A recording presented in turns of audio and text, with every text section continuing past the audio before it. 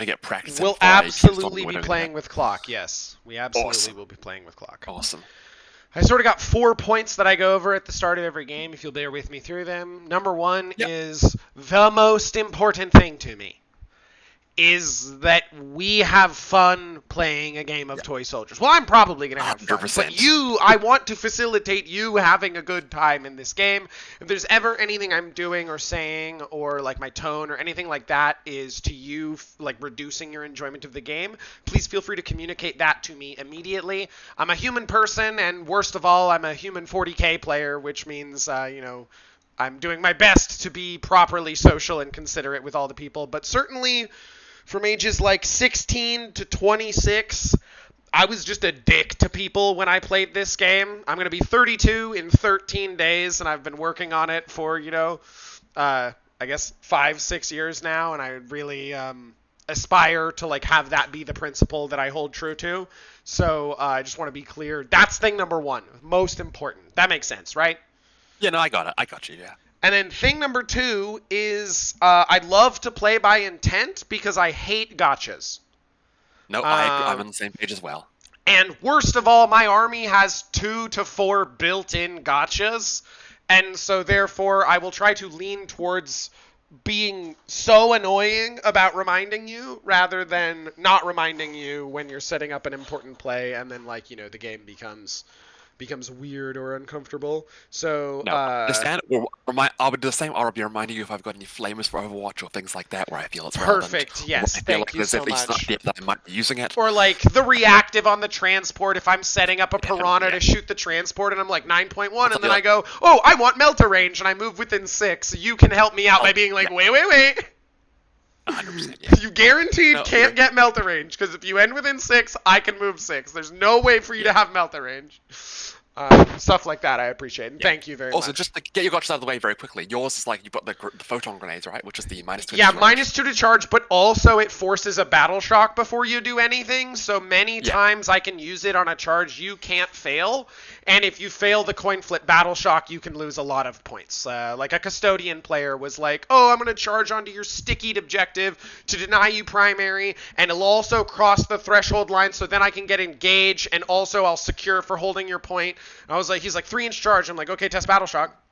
And it becomes a 5. And he fails the battle shock and hits the 7 and arrives on the point, full wipes my unit. And I go, damn, that's a rough 0 points, though. And he's like, wait, huh? And I was like, yes, this is why I said you needed to not charge. Because the battle shock. He's like, oh my god, I don't flip your primary, I don't secure, and I don't engage. And it's like, yeah, you lost 12 points because the battle shock. Like, I warned you. I don't know why you ignored the warning. So yes, that's a very large gotcha. It's a much bigger deal for like guard, right? Because if they try and nuisance charge me, all of a sudden they can't like reinforcements that unit, and it loses all of its orders in addition to its OC, yada yada. The other two are the uppy downy that targets any of these 5 units. A ghost keel being they only have strategic reserve, obviously, so I can only bring them down with strategic reserve rulings. But still, a ghost keel going up that you weren't expecting to come down in this corner and like shoot 36 deep into your home is always something that people are like, oh, fuck. So I try and give them the heads up on that. It's any of these 5 units, so I can also be Shadow Sun. As far as the smallest screening you'll need to do, that's Shadow Sun, who is a single 40 mil. Yeah. Oh, one other thing. Are we playing new missions? No, we are not. This is the last ride of Pariah fucking Nexus. Okay, yeah, no, I understand. Yeah. Yeah, the last ride of Pariah Nexus. I checked the rules. I know we are switching to them at some point, and it's either after this round. Yes, we're a full list overhaul for everyone, which means my list goes up 6. This list goes up 60 points for no reason. Man, I get 50 points. It's gonna be so great. You get 50 points back. One more Venom or something. Back. I get another Chronos. Oh, another Chronos. Another screening beast. Another action. I normally play in WTC, so playing GW is very, very strange. Yes, I came up playing TTS. So another bit of my spiel basically is, hi, I've been playing Tau for 24 years of my life. I got started when they came out in 2001. About 18 of those years was purely narrative Garage Hammer, but now about 6 years ago, just before the COVID pandemic hit in the middle of 8th edition, I started getting back into competitive Tau play. And yeah, oh boy, let me tell you, the ups and downs of points balance and wanting to have, like, just that one more screening piece action monkey is just like, it's always crippling when you lose those pieces and great when you pick them back up. So wait, just to clarify, you said your ghost skill, can it go up and can it up your downy? Yes, absolutely. Yeah. Is that a stratagem? Yes, it is. That's my 1 CP gotcha. Cool. It picks up any of these. It targets a stealth suit unit, a shadow sun, or a ghost kill keyword unit, which are these 5 units in my army. And 1 CP at the end of your fight phase, they go back up. They go up, and then I can bring them down immediately in the next reinforcement step. It is not like the demon strat, where I have to bring them down. I can't just leave them there, hanging out in strat reserves, and then like rapid ingress or do whatever I like. And then also important to note, the Vespid do it for free every turn and with Deep Strike. Yeah. So the Vespid always require a screen. I've labeled my transports for the sake of clarity 1, 2, 3, and 4 to indicate what the zone they're pulling from. Perfect. Yes. And I'll set them up now. I know you're technically not meant to this information, but I feel like it's pretty clear where everything is. Or at least what transports help which what. Yeah. So yes, there were a couple of things where like maybe you I was like, here, this is what I did. Here, this is me setting up your army. Being like, I think it's like this. I was like, I think it's here, and then it's like either one of these. Quarter of the Archon and some amount of Cavalites, and then the rest going to Venom and Lip and a Venom, and yeah. The only thing that might surprise you, because I don't know how familiar Drukhari is, Yurian Rakov is not leading a unit of Rax. Not surprising at all. No, I'm the elf hunter. Like my job is that I walk up to, I find elves and then I ruin their days.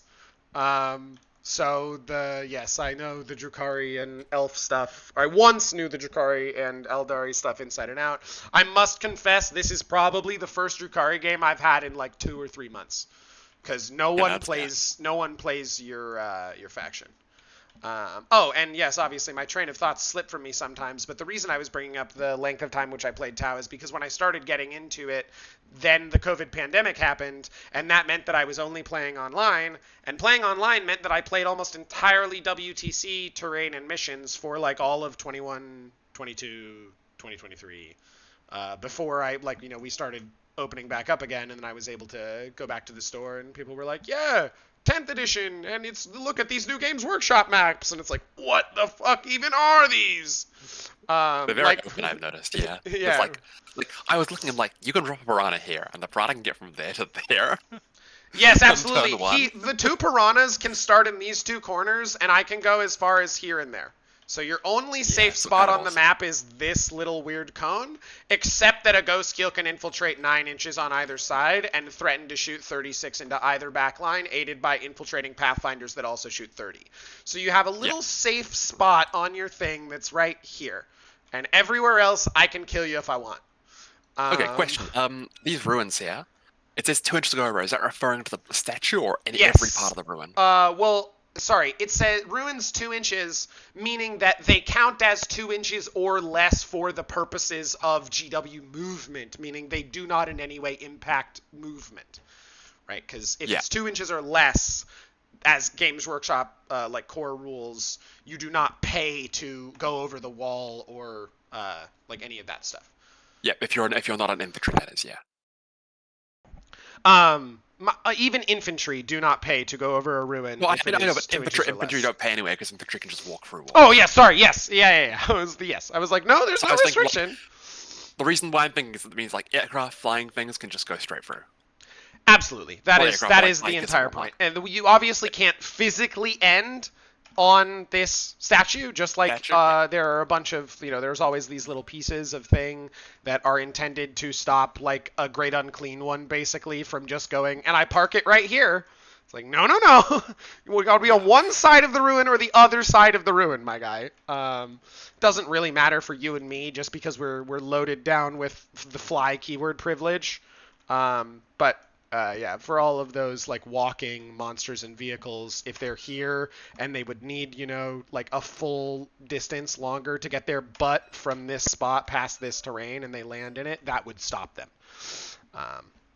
It's just to fuck with those interactions. Obviously, then the other ruins are 6 inches and 9 inches tall, respectively, so no one's having a good time going over them or around them. And also, you are attempting to play aircraft on GW terrain, which unfortunately means there is no spot that this model can hide. Because the best you can do to tuck it in this corner is this, and this line gives me I know cross map. there's no. I'm not looking for perfect line of sight to hide things. I never do. I don't think that's very feasible in either GW or WTC. It's fair enough. Like, there's been one case where I've been able to hide from one gun from one biker, and it won me the game. But yeah, this model has fallen a far cry from the days when it would walk into my stack and just go, and I'd be like, okay, I guess I'm picking up every drone and all of my fire warriors. You just dealt like 3d6 mortal wounds to me by landing nearby. So. No, most of the time what does it comes down and it goes the second turn it goes to the opponent's home field and picks up whatever their center is. It's always very fun. Goes and picks up whatever the center. Yes, I see. Well, because you have taken the dark sides as opposed to the like anti-tank guns. Absolutely. Yeah. Okay. You have an understanding of all the units in my list, or do you want me to go over yeah, them, no, or... I got it. Let's just name them real quick, just so we're on the same page. It's witches. There's definitely 10 witches of here. them. Yep, there's 5 of them are split by and transmitted by a venom with Lilith. Perfect. And then 2 units of Mandrakes racks. are uppy downy. Yeah, Racks, they get pain tokens when they die. Also when they kill, if they ever manage to pull it off. They never have, and they never will. I sent them into Poxwalkers, and they lost. Fuck. Beastmaster with his requisite Beast Boys. It's a fine unit. It's better into not me. Unit. Oh yeah, I mean, all the scary things you have can, for whatever reason, they can fall back and shoot. Yeah, of course. Fly, it's called good list building, baby. I took the correct units. And then Venoms obviously have the joyous, like, let their guys out, go do a thing, scoop them back up. Come back, yeah. And then Raider, I just want to check and be like... Auto advance 6 inches. That's the big one. On this, I just wanted to make sure he's correct dimensionally. He is. Because one of the Raiders on TTS is like, it's like this. Yeah, it's quite a big. It's like that, and you're like, I think your Raider maybe can hide some places it's not supposed to be able to hide. Yeah. No, my issue in the past was I used to play with like Venoms and Kronos and whatever, and I was just measuring that on TTS. I was drawing lines with them. Like, okay, that feels really weird because I've got some of these things in person. So I go up to my inverse model, measure against them, and I'm like, the ones I'm playing with on TTS for like years have been like 2 inches larger. Oh, really? Yeah. Across every single lot. So that was Raiders, Venoms, and Kronos and Telos. Yeah. Like, no wonder I can't hide these things. I do remember that tragedy now that you were saying that. So, so I'm familiar with all the things in your list. There's no weird war gear selections. Everyone has all of the, like, standard war gear. Raider. There's no disruptor on this Raider, right? Yeah, it's Darklands. So, yep. That all tracks for me. We both are aware of how the Kronos thing works, right? Where it's you're only ever refunding one, which is sad. No. What do you mean? What do you? You were pretty clear. What do you mean you're only refunding one? You can use the Pain's Parasite ability to attempt to gain 1 Pain token. If 1 or more empowered units are within 9 of a Kronos, it is not empowered for them all to be within. I'm aware of what you're saying. GW has pretty clearly ruled against this with regard to how... I'm thinking GW, I'm thinking WWC. No, GW FAQ'd this. So, I'm reading from the GW FAQ. Yeah, exactly. Hold up. So the reason I think... Okay, can you refer to me FAQ you're talking about?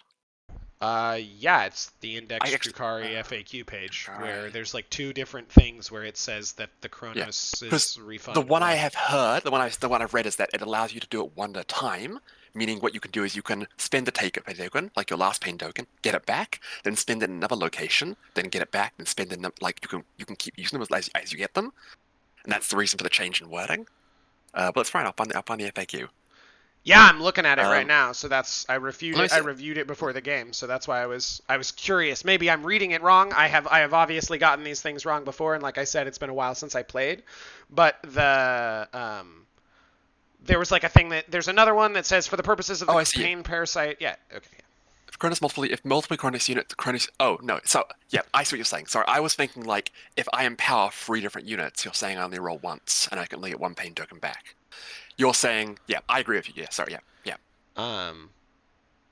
Because what if it sounds like you're saying if I have 1 unit in range of multiple Chronos, there's a weird world where you think I can somehow where like people think they can get multiple pain tokens back. That's not the case. Yes. Yes, and then I guess my understanding was the first FAQ, which says if I use the Alliance of Agony stratagem to empower an Archon, a Succubus, and a Homunculus, and 1 or more of those models' units are within 9 inches of a friendly unit, can I use the Cronus' Pain token to attempt to gain 1, or do all 3 of my units need to be 9? And it says you can use the Pain Parasite ability to attempt to gain 1 Pain token if 1 or more of Empower's units are within 9. Yes, okay, great, perfect. And then additionally, Pain tokens can be used when refunded in the start of phase. So you can go, I'm feeling lucky, I'll empower them, roll, I get it back, I'll empower them, roll, I get it back, or I'll empower them, right? That's how that works? Yeah. Okay, perfect. Yeah. So the big thing I just want to clarify is that if I have 2 units, like 2 units of Rax within range of a Chronos, and I empower both of them, I would roll for each of those units, and I could refund both of those pain tokens. Yes, but it's, yes. So yeah, just sorry saying it's, the Chronos refund a maximum of 1 per 1 spent. Yeah, sorry. In my head, the way you were wording it made me think. I probably said it wrong. Yeah. No. I understand. It's a pretty. I feel that's a fair miscommunication on both our parts. Just was double checking because some people will do this. I have had people do the thing before where they're like, these Chronos are in range of these 2 rack units. I roll. That's wild. I do 1. The first racks. Like, they give me, whatever you roll, they give me 1 back. The second unit, they don't. The third unit, they give me 2. And I was like, that's not how that works, my guys. Multiple dice per pain token spent and, like, get a max. Even getting a maximum one there, that would be insane. So anyway, yes, we're just wanted to make sure we're on the same page, because it's always a little bit weird. Okay, great. So I don't have any other questions about your army. I feel like Cronus is, yeah, auras don't tend to have, like, strong... Anyway, okay, so... how do we... I know we're meant to have 3 hours. Do you know how do we change the clock up in the right-hand corner? Oh, it's not? It's a 3-hour clock for this as opposed to 2 hours each? Yeah, 3 hours. That's what the, I got thing says. Oh, yeah, I see. Yep, you can leave it there. Bang, bang, bang. Yeah, I've got too many hours in TTS, so I know all the things. So for your purposes, it's middle button. You hold down the middle button. It will cause one of the numbers to blink. Left button lowers the number. Right button raises the number. Middle button tabs through. So you hold it. The first number will start to blink. You reduce it from 2 to 1, and then you click it once. That'll tab over to the second number. Then I click whatever plus to go from a 0 to a 3, and then I just click the thing over and over and over and over again. Like click this top button over and over and over again, and eventually it'll go back to the starting setting of the chess clock with both of the numbers being the same number. Yeah. Okay. How familiar are you with the Tau Empire and Kauyon Tau specifically? Stuff. Yeah. I know. I played a bit decent against Kauyon Tau. I haven't, like, your list is certainly different from what I normally play against in terms of it's very much more boaty. Yes. A lot more infantry, and when last time I played against, I was playing a Reaper's Wager, so I actually had like 1-turn answers to most of your shit. Okay. Yeah. Yeah. So. Much less so today. No, in my head, I'd labeled some maps as positive for my team captain. For Orion, who I got to talk with a bunch after his game. Yeah. And I labeled none for negative, thinking like, oh, he'll give me one of the positive maps. And he just said, oh, no, I thought you were kind of indifferent to the rest of these. And no, I was not. Yes, I have learned that lesson already. If there is a bad map, it has got to be marked big, bold, red. Put me here, I will lose. So you're not looking for me to go over anything? No, I've got a good idea of what you do. Okay. Generally speaking, I understand that most actually not. My understanding was broken when I read some of your rules. I was thinking that most of your stuff can just one-shot most of my stuff. That's not true. Things like the Ghost Kill are actually like pretty soft in their shooting turns 1 and 2.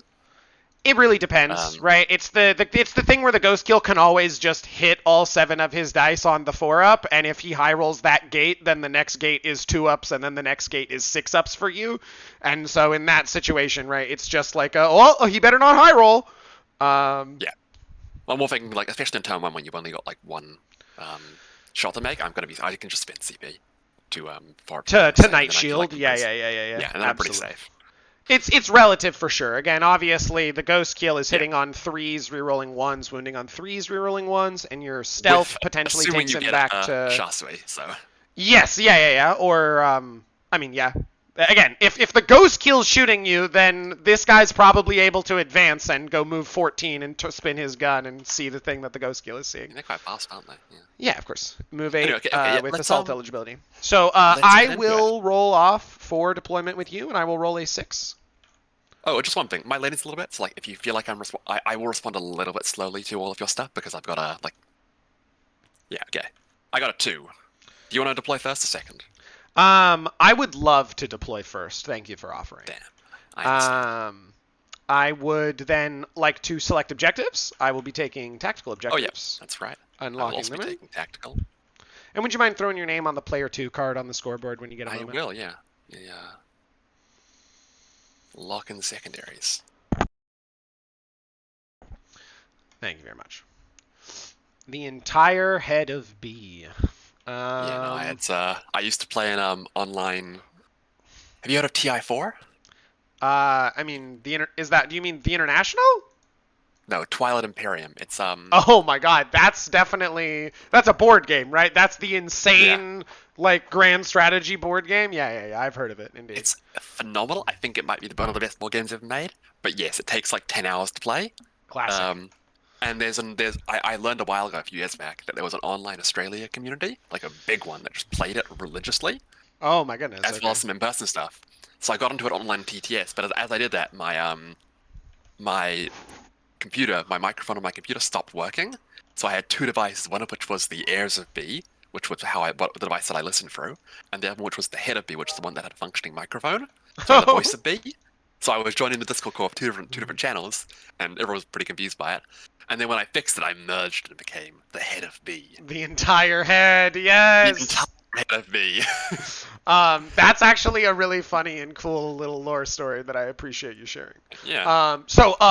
Reserves and transports, by the way, before we do anything else. Yep. Breachers go in the Devilfish so as for it not to immediately explode and die. What you looking like? Venom 2 is in Deep Strike, and you can see the rest of my stuff, and the Bomber is necessarily in Strategic Reserves. So Venom 2 is in Deep Strike with Lilith and the Witches, so we're likely just planning on rapid ingressing that Venom if possible, so that it can move 14, drop out Lilith and the Witches, and they charge something. What? I've played against Drukhari before! I would never do that. I never did Deep Strike into people's home. I don't really. You got another parking lot, but that's gonna be pretty hard this game. Yes. And then we've got 2 Venoms on board. One is the bad 5 Kabalite Warriors, huh? Yeah, you need Venom to split the split 5 Kabalite Warriors. Where's the other 5 cabs? Over here with the cord. Oh, okay. Yeah. Oh, does that just remind me here? That works in the proper order, right? Because you go Venom splits these ones and sucks them inside, which then leaves these guys available for the rest of Declare Battle formations. Yes, you then attach the court to them, you attach the Archon to the court, they become a starting strength 10 unit, and then just before it ends, you go, oh, and I'm in the Raider. Yeah. No, it's very weird, but it's all in the same timing window, so you can do it. Yes, absolutely. Yeah. Well, the Embark Within Transport is technically happens after all of the other things, which all you sequence at the start of the Declare Battle formation step. So also, it works perfectly. I think the actual ordering is you just stick them all together and the Venom cuts off 5. So Venom can split Kabalite squads in half. But I'd have to check the exact wording. I know you can do this. We agree you can do it. I think the thing you said at the end there is maybe crazy, because I think the Venom has to split them into equal squads, and that's why you order it first, if I'm remembering correctly. Yeah. I'm looking now just because I have it open. Yes, exactly. So you have to do it in that order, because when the Venom splits a Kabalite squad, it must split them into 2 units of equal number of models. So if you do this first, then you end up with half of the Court of the Archon on this split side, and that's not what you're looking for. Okay, perfect. Thank you for running me through that. So then I will, if you are ready, pass clock to myself. and take it away. Cool. And just like we just click our time, or the opposite time on the clock. Clicking either of the times on the clock will pass it the other way, and for you, numpad 8 pauses and numpad 9 passes.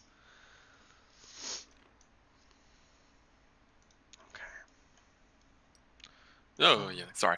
One thing to notice, sometimes these objective markers here, if you press 2 on them, they'll disappear beneath the ruin because the actual thing you can click on. We should be able to use the objective height plus to restore them, if that's an issue. Okay, awesome, yeah. Okay, so I am looking to have my Pathfinders end in a certain spot, or like be able to end in a certain spot. Yep, I understand. So I need to flip this. This ghost kill needs to be on the battlefield real quick. I've got an idea how this is happening. Yeah, what? Is the ghost kill going to stop the Beastmaster and friends from being able to charge the Piranha well? Or charge the Pathfinders well? Crazy. I'm crazy.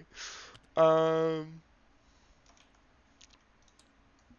specifically, I only need to be to here and here. The goal is to make sure that if you want to suicide a Venom over to here, the line will cut off and your models will die for nothing, which means you will not do that. So that should be my line of safety. And then, obviously, if Beastmaster wants to come party, he can. He will have to charge the Ghost Kill and the Pathfinders, at which point he will be -2 and potentially battle shocked. And then the Krutox Rider is my pride and joy, who will heroic into you and beat you to fucking death. Should be good. So this is their final position. But that's not where they deploy, right? Because the deploy, I have to stop mandrakes from interacting with me. So we go here and here. Just needs. Oh, they're infiltrate and scout. Yeah, baby. Oh, they're like Space Marine scouts, but worse. No. But better in every way. Yeah, exactly. Yeah. The Space Marine Scouts wish they had 9 shots of 822 at ballistic skill 2 ignoring cover. They're like, hey, wouldn't it be good if we had this? And especially the Space Marines are like, yeah! Can we have it? No! Okay, perfect. So we exist like this. We keep mandrakes out of our house. This guy should be able to land here and then still be able to move back into position. Yes, of course. That'll be my Pathfinders down over to you. And obviously you can see I've screened back to the edge so the thing doesn't happen where the mandrakes come down behind me and go, you can't scout backwards, you're dead. Cool, I'm just going to drop you into the mandrakes relatively over here. And I'll check for their... latency is fun. Oh yeah, just since you're playing with clock on latency, no, I should mention I never want clock to be absolute death clock if we're both at like 5 minutes. Oh no, that's mine. That's my mandrake. Oh. This is mine. But I want it. No. If we're ever heading towards death clock and we both got 5 minutes left in battle round 5, I'll always want to play the full extent of the game to whatever we can. The clock is just insurance because one time an Eldar player played for 5 hours to my 45 minutes of game. I tabled him in 45 minutes of turn, but he played for 5 hours anyway somehow. Okay, cool. I'm pretty happy just sitting right here. And I want to make sure that we agree that I can shoot. Yeah, please. And so on my clock, I want to make sure we agree. This is the most a mandrake could possibly hide while being on that objective inside the objective, and I can shoot him from my deployment zone. Just want to make sure we're clear on that. Yeah, I'm pretty sure you could fit a bit of your model there. Trivially so, because a Riptide can do this. Yeah, I think you're pretty happy with that. Yeah. Just pointing out that it is a thing that is true, because I don't want to get into arguments about it later. No, I understand.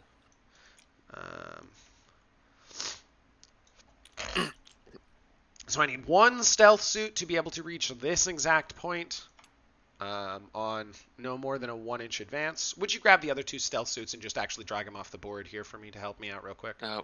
These ones here? Yeah, just grab them and drag them off the board for me so that I can put this guy at the 1-inch advance position. And then this guy can come here, and this guy can come here, and I can pass back to you. Cool. I'm going to drop 5 witches on my home field objective. Crazy. And I'm just going to space them out, but otherwise... Yeah, who could have seen that one coming? He's insano. I do actually want to be able to stop, your... My what? Cool. Are you happy with this witch saying this witch is on the objective here, or do you want to be closer? Actually, no, definitely needs to be closer. So yeah, I was gonna say a part of you needs to be visible from looking within inside the cylinder, and it is. So it is now. Yeah. Cool. Oh yeah, brother.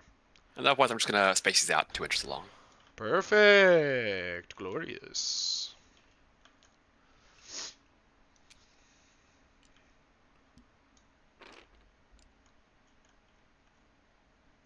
And checking line of sight, but I feel like.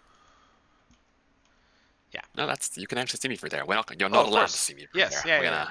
Let's get the line. Back. So Pathfinders go 14 from where they are now, and they can shoot down and into you from over here. Oh, I'm not especially. Oh no, that's not a straight one. Well, Pathfinders, right? They have Pathfinders like getting like an aggressive line on me because I plan to sticky this, but you won't sticky it if you're dead. That's what the Cavlight's for.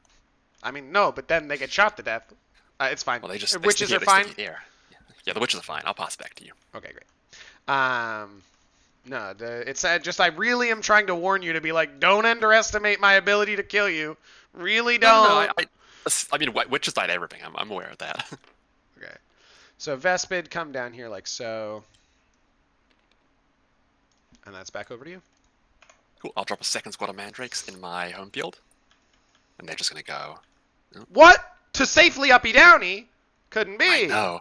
You know what the worst part is? I only realized like a week and a half ago after playing this army for years that mandrakes can uppy downy every turn. Oh, my I poor know. Bryce. I've been struggling like trying to like anticipate or like guess the best opportunities to like do secondaries. But no, they should just go up every time. Every single turn, yeah. Yeah, I've lost so many points over that, but. And we're okay again that Piranha can't come get them. Just them in because of that. Perfect. Yeah. Good. And I don't mind in a situation like this. Perfectly reasonable to be like, this witch nudges in. I've had to just pull the mandrake unit further over. It's literally just there to not be shot by something, so okay. it can stand right here. Yeah. Okay. Great. So I'm like, brother, I'll come kill whatever you let me kill. I mean, I don't think that the Piranha probably doesn't have the volume of fire to actually get rid of it. It's got 4 shots that go twin linked. Mandrakes only have a 5-up, like right. There's only there are 5 minis. In fact, 1 mandrake might be better than 5 mandrakes for the purpose of scoring. Well, it depends on the battle shocks. Depends on the battle shocks. So then this Krutox rider basically just wants to go. There is a line here, right, of safety that guaranteed exists. And so he gets to deploy up against this spot, and with his 7-inch scout, he gets to cross the line and be invulnerable, and be able to heroic if you come this way. So just in want to my mind, your ghost killer like an 18-inch range gun, not a 36. No, it's 36. He kills everyone from everywhere. It's my favorite. Back to you. He's also not deployed. Oh yeah. I'm just checking something very quickly. Yeah. I thought you had like twin linked missile in every unit, but all right. Twin linked, what? Sorry, no, that's everything but the ghost kill. Sorry, in my mind, the ghost kill had like twin missiles, smart missiles. No, the ghost kill only gets to choose between fusion, plasma, and burst cannon instead of SMS. If I could take the SMS on my lone up, oh my god.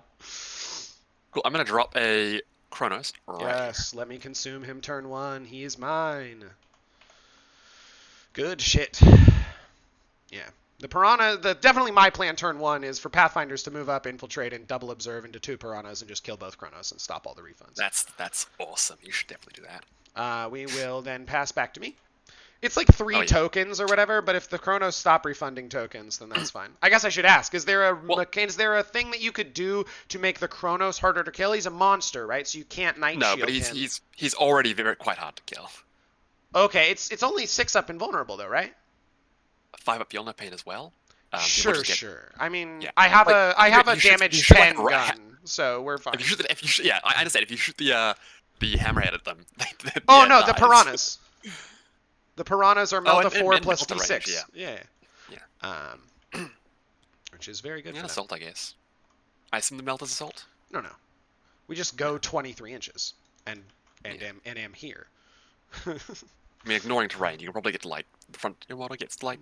Yeah, it's definitely over there. Piranha comes down. Get there if you really want to. Yeah, I can.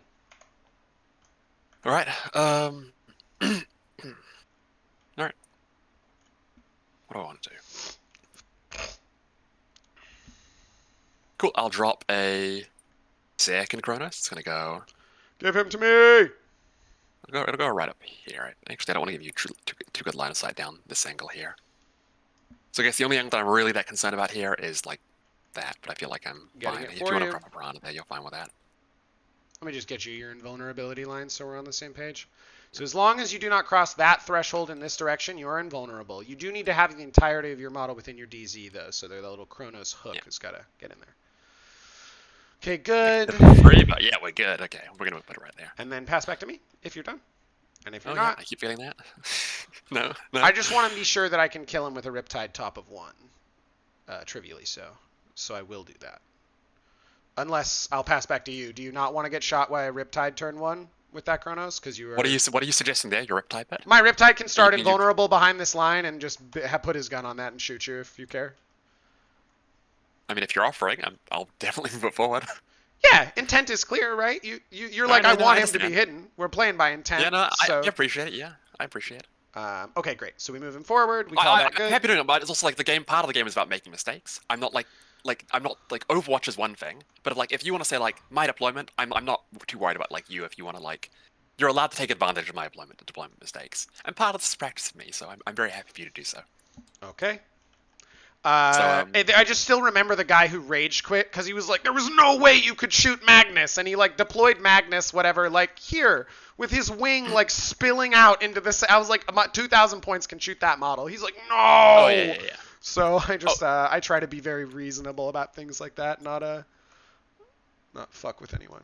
Like, all right. There are worlds where I might contest like your ability to make 8 inches here because of how much it's not the front of the model that has to get past through, and it's the back edge. So you'd have to go like 8 inches might get the back edge of your model to like there, and if that makes you over the point, sure, but yeah. Oh okay, yeah, no, it's just we just go here, and then we go, whoop, and then we go, whoop. Oh, you 10 inches, not 8? Yes, you must understand. I've pre-measured every line on this map. Okay, cool. Well.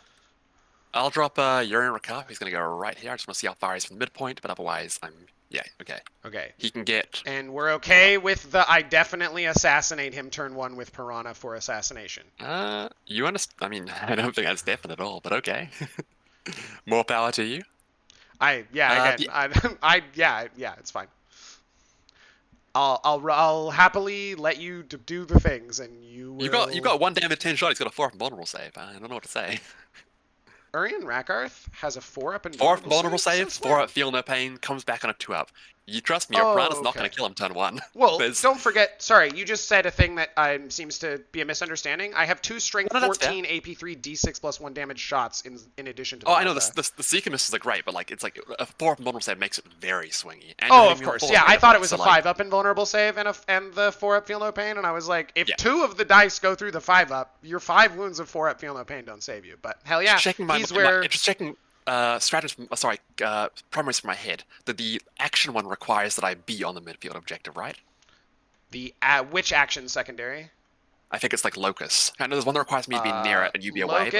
Locus is this line.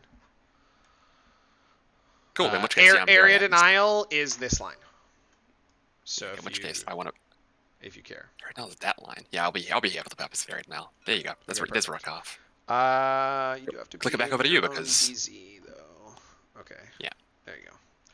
And then let's just check. He moves how far? 7 inches. So he does not have to advance to get there. Perfect. We agree. Yeah. Okay, that all makes sense to me. Hubba ba ba ba bullgum. Okay. So what we want to do is not deploy those stealth suits. That would be stupid and bad, and I am not either of those things. We want to take this Shadow Sun, and we want to plunge her right here. And I'll pass back. Cool. I'm going to drop a Cabalite Venom. This will be Venom number 4. And it's just going to be touching the subjective marker here, and otherwise being kind of like so. But I'll be checking the line of sight available to people on it just very quickly. Okay, great. I think it's about like that.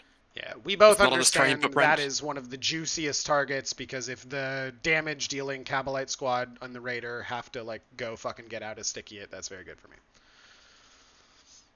I mean, the Capelites inside can sticky. Okay, that's way too thick. I don't know why that's that thick. Yeah. I think it's because I can't delete it. Okay, cool. I can explain, but how do you feel about line of sight there? Hold on. I can push in further if necessary that way. Let me get it. No, there we go. So how do I feel? I feel like I need to draw the line.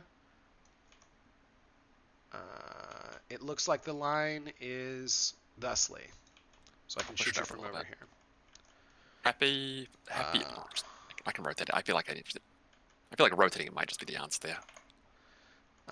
Yeah, let's keep you off of the terrain, not clipping the Chronos, and off the line. Are you not standing flat for some reason? You are not standing flat. I'm not standing flat. This has dimension. Hold on, I got it. I can lock my mini like that if that works. Yes. That's currently locked. Because I want to try and find a line if possible where Gizmo. I need not be on the Cronus as well. Just let me be the TTS grinder for a second where I can fucking... Okay, and then we want to be 32. Yeah, okay. Oh my god, you can... I can rotate it. You are the TTS grinder, okay. Basically, I just want to say, like, I want to be, like, line of sight blocked by this gap here, if possible. Okay, so I think that is the best we can do for that current rotation. And let us see... If we draw through here, just around this edge of this line, we terminate in this building, and we've perfectly done it. Okay, cool, yeah. I will take clock back to myself. Okay, perfect, you passed, thank you. Yeah. So we agree that it's possible. We don't ever have to fiddle with it again, because now we just know that it works. As long as you can make it this run, I'm pretty happy with you doing that. Yeah, bruh. Yeah. At this point, we hope I go second, right?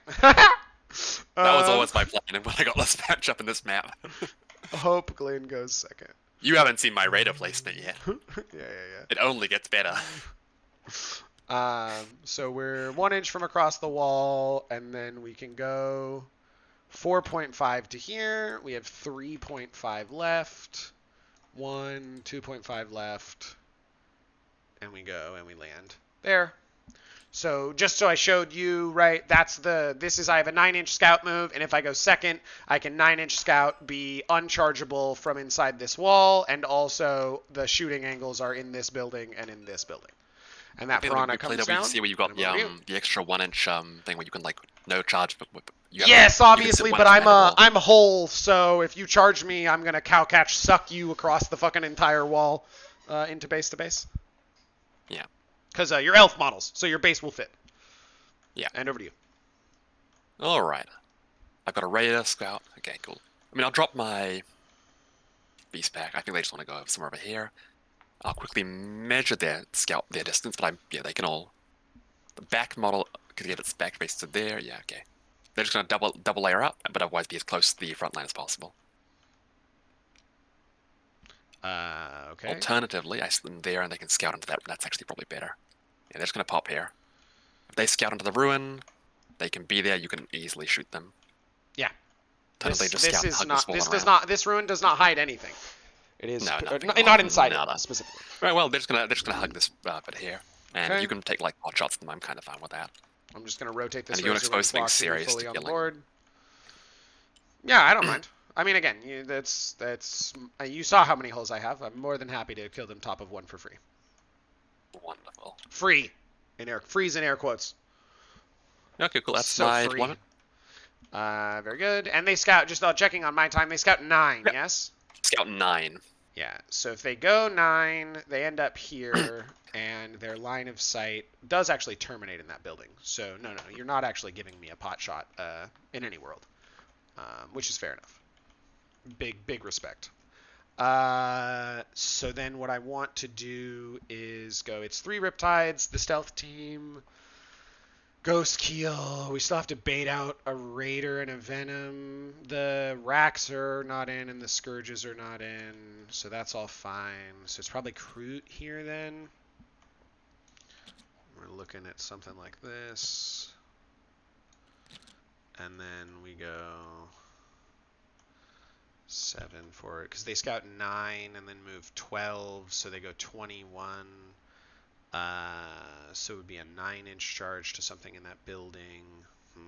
That's not impossible. We'll hold off on the crew for the moment then. We will grab Rippy the Tide. Yeah, Rippy the Tide. He loved life. Life good. He hang out here. Cool. I'm gonna drop a unit of on the perfect line of not shootability. racks somewhere around basically there. I'll adjust their models a little, but that's what they are. They're racking it up. And they're racking it up. They are the alternate Urian, in case Urian doesn't want to go into the midfield objective. Yeah, in case there's an assassination risk. Yeah. Okay. Cool. That's me.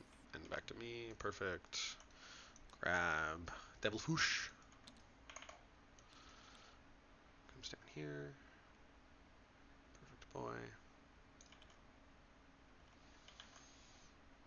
Yeah. Okay. Devilfish down there. Over to you.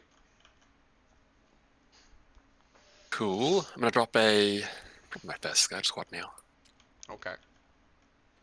We're gonna figure this one out. By 30 inches is what all your indirect fire range. Yeah. So I want you to push forward into me at least to get it. So you can't make that necessarily true.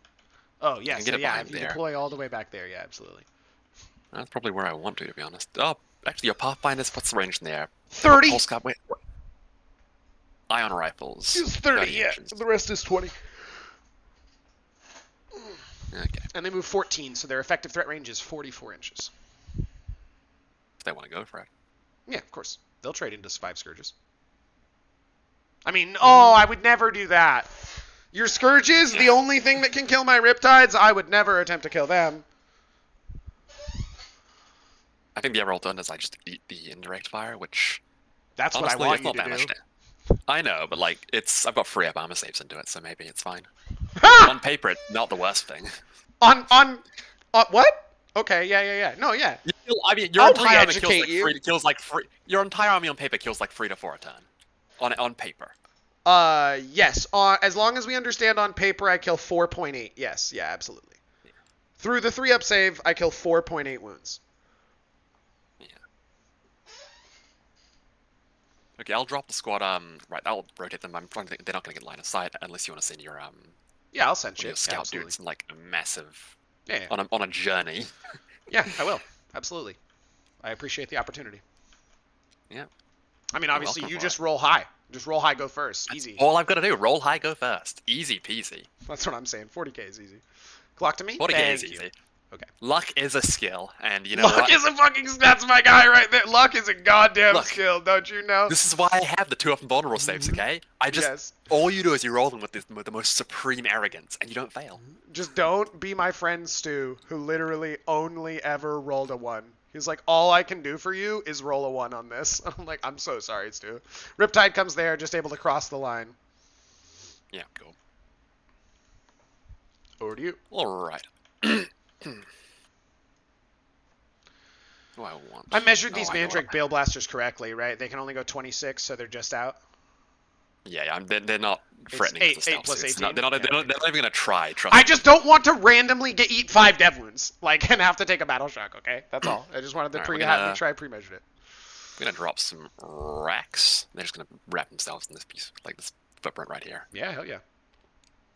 Hell yeah. Scourges go 14 plus 24, so 38 is their max. They're going to go down here. Live the dream. Dream to live. Intent is clear, so if you don't mind, I'm going to touch your models and help. Yeah, I know. I want to get them behind that line. You said there's a little bit of latency, so I just want to make sure that you get to do the thing you want to do. Racks in real life fit under the Venom, right? No, they're not. I don't think they're allowed to. So I think we'll just move. Oh, you're definitely allowed. You're definitely allowed to. I feel I try not to because WTC is very clear that you are allowed to have models under other models as long as no base is on a base. The problem I have is that the Venom's hull is kind of how you measure its base-to-base range, which just makes people very weird about doing that. So I won't do it for this game at the very least. No worries. I will be doing that all the time because I am legally allowed. It's more that like, and in real life, it's a question that's going to cover them in tournaments. I can play around it, and I don't want to waste time in like in-person tournaments. Being people like, oh, can you do that? I just tell them yes, and move on. But they call over a judge, and it takes ages. It's on their clock, so I don't mind. Yeah, but still, no. The actual is some games just won't finish in a lot of cases, especially in more casual tournaments. Sure, yeah. If clocks are banned, I guess, then Skyray. No, it's not if clocks are banned. It's more that, like, usually, it's more like, it'll be like a casual club hosting it. The club doesn't have 40 clocks, so I don't have a clock. So I've got to borrow a clock from a friend who also might be using it. So it's yeah. Ah, okay. Yeah. Skyray down, over to you. Oh shit, yeah. That was fast. Where did that go? I placed it in 2 seconds and immediately passed back and said over to you, but I think you're still explaining the casual thing. Yeah, we got Venom of Free, which is just my Incubi Venom. I mean, I know where that one's Oh, yeah, I forgot to do the spiel at the start. None of my TTS holes are correct exactly, so we have to play to simulate the IRL game. Look at the bottom of this, pause the clock real quick. Look at the bottom of my Skyray, and note that I had to custom glue a 60mm base onto the bottom of the Skyray because it is on like an 80mm base in TTS for no reason. Yeah. Hammerhead doesn't have this fucking dongle gun sticking out an inch like he's overcompensating for something in real life. In real life, the railgun like follows the axis of the front of the tank. Similarly, this Hammerhead is too wide. It is 5 inches in real life, and in TTS, it's like 5.2 or 5.3 across. And the Devilfish, it has like its little dongler or whatever, but basically the stuff isn't at the right heights. Proportionally, where I make that line there. It's all fine. Line for shooting is there. You anything that you got things like place. Okay, the Venom's going to go behind this footprint here, which is the same location, and that gives us completely blocked by the back a little bit. Yeah, we understand the line that you're trying to avoid. Let me get it for you. Yeah, completely. But we're completely blocked there, easy, and then we're behind this red line here, which is the ever important line. Cool, I'm happy with that. Let's get these 2 Venom lines real quick in blue, just so we can see them. Perfect. And over to me. Perfect. Thank you. Yep. Over to you. Just wanted to make sure those lines are clear. Okay. So then you have how many drops left? It's 1 Scourge, 1 Raider. Okay. Yeah. I've got Ghost Kills, Stealth Suits, Groot. Okay. So this guy goes right here. Hammerhead comes down just right here. Loving his life. Ready to indirect some racks to death. Over to you. There. Okay, I see what you're doing. Yeah, cool. No, we're gonna drop a Raider. It's gonna go right here. Have we figured out my master plan? Yeah, I know what your master plan is. I've been doing some like war gaming. Hopefully, Alice helping you practice. I just wanted to get like thoughts on like a deployment because I was like, this is fucked, right? And she was pretty much like, yeah, yeah. Yes, yeah. Yes, it's absolutely fucked. Yeah, if you want your line of safety, it's here. I don't want to be safe. I want to win. Lamau. Go first. Okay, so if I go here, that's almost safer because it's like, no, there's no. No. So mine 2,000 points of army shoots that Raider and everything that falls out of it turn 1. If I go first. Yeah. If you go first. Which, I mean, if the way I feel, right, Bryce, is if my opponent ever is gambling on the coin flip, I won the game of 40K. I mean, because that means that because that means they can't win on pure tactics alone, and that's a victory for me. I don't think so. I don't think I can. Like, I think the map is it's. Yeah. Oh yeah, we agree. We agree. So, you have to coin flip for sure. Yeah. Like I'm playing to my outs here, which is you have identified the correct line. It's just very bad. The line is bad. Yeah, it's awful. So I can go 14. I can disembark. Then I have to charge like 8 inches into whatever's there. That's my turn 1. Nope. We play to win. In fact, I'll even better. I'll angle my thing so I can get a wider line going forward. Cool. Sure. So if I go 14 inches forward, no, I get hit by the terrain. Fuck it, no, boring. We're like this. We're just gonna go first. I will simply go first. Cool, that's my deployment. Oh, so fucking funny, my dude. You're not wrong. Like, that's the thing. You're damn right. It's just funny. My hope, and I know it's not gonna happen now. My hope was that you deploy like a very particular way down here and burn this straight away. But the problem is there's this massive 20-inch gap that I have like all crossed from like here to get to here. Yeah. And there's no cover in it. So I was like, at some point I have to cross this gap or simply give you 5 points every game because you won't burn this. Yeah, you're with me. So you have one drop left, right? Just the Scourge now? Just the Scourge. So from here, the question is it 14 to the middle? The answer is no. Is there a spot to which it is 14 to the middle that I would feel okay with? That's the ticket right there. Okay. There's one. There we go. Perfect. So I just want to draw this line to this route and be 100 p that it terminates in this building. And then we go, he's 7 forward from there, exactly towards the 14 that he needs to move to be on the center. Just like so. And then everyone else is further back from him so that they may successfully retreat into my building here. Bang, bang, bang, bang. Just like so.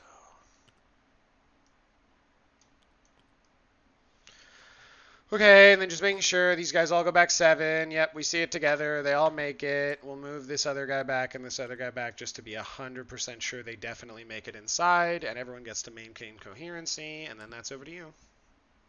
All right. Now, I think the question is now, you know what? How much are you instantly... The question is, how much are you instantly 20-0'd if I go first? Yeah, like I feel like, well, if you go first, you take this home field. I just point there, I never get it back. So you know what? We're gonna commit to the bet. Oh my god, my man is literally trying to shake my hand if I go first. Well, if you do this and I go first, it's instantly a 20-0. We don't need to play it. Yeah, I know. Well, honestly, that will save me a lot of time. Okay. Classic. Oh well, yeah. Because this is insane, Bryce. Like, I don't disagree with the line. I don't disagree with the line, but like. Yeah. Honestly, the actual answer, the thing I should have done, I should have put the second Scourge here. That was my mistake. Should have put both Scourge units here and just all in and pray to God that with no wound rerolls you don't low roll the fucking Haywire. I think Scourge are unreliable. Okay. Sorry, and you pass back to me, so you are fully committed. Got it. Love it. I'm fully committed. No, you don't understand. My only wish was that I hadn't placed my second unit of Scourge, so I could put them right here beside them. Lamau. So they come 14 to here, and they can't shoot my Riptide, and they can't shoot my Riptide, and they come, and if they go 14 this way, yeah, sure, whatever. Shoot something else then. They want to kill the Ghost Keel. Good luck hitting on 5s. I've got rerolls. I'll be fine. Can you deal 18 damage with their Haywire? No, but I don't need 18 with their Haywire. Yeah, you do. I need to deal enough damage that the Court of the Archon kills them. Oh, okay, Lamau. Yeah. Yeah. Like the Ghost Keel is like one of a handful of massive scary threats here. Sure. It is easily the worst one because it starts so far up. Yeah, I don't disagree. Like, if I kill the Ghost Keel, my life becomes, like, that much easier instantly. No, for sure. But, so legally, you're not gonna be allowed to deal enough damage to kill it. Right? We're gonna talk this through on my time right now until you can't kill it. Because I can punish you. And you told me the Haywire can kill it. So you will never be able to shoot this Ghost Keel turn 1. It is now impossible for you. Am I missing? Oh, it's got lone off. Yeah, it's got a lone off, of course. God. Yeah, so that's why you're dead. Alright, well. Yeah, cool. Okay, well, it was fun while it lasted. Yeah, that's why I was so confused this whole time, Bryce. I'm like, what are you fucking talking about? It's a massive fucking mech. It also... lone operative? Why does it uppy downy? Why can it teleport? I don't know. Okay, well, it also has 2 blanks, so it's going to stand here. It entirely counters this play because the Raider also moves 14 and therefore also can't shoot it. And I will gladly offer you to fucking come tag it because it falls back and shoots. That. Okay, well. I have other things I can do with my morning. Fucking. Oh shit, my guy. What? Well, yeah. I forgot about. I just didn't see that when I read the data sheet. I don't know. But it makes sense why, right? It's massive. No, it don't. You can't. There's a tiny guy inside. That's what we're checking. That there's just one tiny guy. Man, imagine if Greynet baby carries had this rule. Oh my god. And then that's fine. And if you want to do this, then that's yeah, we'll let 2 Haywires. If you move 14 with this squad, these 2 Scourges can see this Skyray, and otherwise no one else can shoot the Skyway with Haywires. Really funny when I go first, and I just run up my entire army this way. Backwards? Yeah, of course. Yeah, absolutely. I mean, easy game. Okay, that's everything I asked about, right? And I've got all my moves set, so here we go. Do I roll a high number? I roll a 4. You roll the 5. There you go. He gets to play a game. Let's see it. Good luck, Shu. Scouts to you. Moves. Cool, we're just gonna run this up 9 inches. Yep. Actually, hold up. I can be way more aggressive than that now. Okay. I want to go. And I'll run this way because I've got no 12 after this. Okay. So if you want to come towards me, I don't know, I'll probably eat a piranha. That's me. That's all your scouts. That's all my scouts. Every last one of them. Man, I miss having my scout venom. Best part of Reaper's Wager. Yeah. Scouting 9 onto an objective after going first and sticking it turn 1. Oh my god. That's what my crew. Yeah, you were fucked because the middle was gonna be sticky. Because the crew do the same thing. This guy scouts 7 and then stickies it. No. Well, I was going to send Urian. I was going to send Urian to kill him. I mean, I don't stay there. I then leave, and it's just sticky, and you have to yes, because you go turn unit. 1. Yeah. Well, then I send swords, and I already have people primed to do that, so it's all good. And then this guy is here, just like that. And it's an 11-inch charge, perfect. And then this guy comes to here, just like so. It's the gizmo thing where I can't fucking gizmo it to the perfect angle. Shoot me in the I don't mind. head. I'm happy you being there. Well, I'll get it on my clock. Bang. Any other scouts you want to do? Yeah. We got more. Yeah. All right. These Pathfinders, their scout move allows them to create a duplicate phase unit that can move forward and move block as they move backwards. Oh, damn. If only I could just make up my own rules. Okay. Oh, there's also a non-zero chance my headset falls apart. I will let you know if that happens, and I may take a minute to reassemble it. Perfect. Raider goes 14, right? Yeah. Bang. Well, it might go 14. Could go 20, you know. Well, yeah, of course. The contents can't shoot if it does that, and also they can't get out and charge. So we're. That's the spirit. Yeah, get out of here. Yeah. Go on. What you get? These guys will switch and be this guy. You aren't wanted here. Get off that. Well, you're gonna have it later, but. Yeah. Oh. Leave that objective for now. And then this guy chills here. Man, I'm glad hammerheads don't have assault in their guns, which makes sense, but because that would be bullshit. But it's a good life. It's a good life. We just want to make sure. I sort of draw like the widest line there. Is like. Okay, yeah, like this. And that's right. That's the piranhas. I was thinking that was the Skyray. No. We're just like. No, that. the Skyray's. Skyray's cool. All right, and that should be all my scouts. We are over to you to start this game. I'm gonna save the game here real quick. PTV. BR1. Okay, am I good to go? Yes! Take it away. Cool. So I can't get line of sight of these guys unless I either tag the Bruin, which I won't get. No, even if I tag, I have to be hollow within. Yeah, I need to be hollow within. Shoot you. I cannot shoot those guys at all, which means I'm probably just going with the other plan of going elsewhere. Sick. And the third option is I let your ghost skill try and. Yeah, you going second here is really you going first here is really weird for our meta game because now I'm going second on Scorch, which means I get the 20-point primary final turn. Yeah. So I'm interested to see how you deal with this pressure. Take it away. Cool. Yeah. Otherwise, you've got Riptides here that can run it up 10 inches to there, which means hiding in this ruin basically isn't. Yes, sorry, it's this, right? I got it. Yeah, no, don't worry about it. I've got an idea. It just looked like you were measuring from the base and not the gun arm. Before we go any further. No. What will we do further? We'll draw 2. Nice. Containment secure, easy 11. Rest in peace, containment. So just action, battlefield edge, easy, yeah, easy 11, cool. And then scare. Yeah, cool. So I just suicide something to an objective. Well, that makes life really easy. We're gonna start the easy stuff. Rex.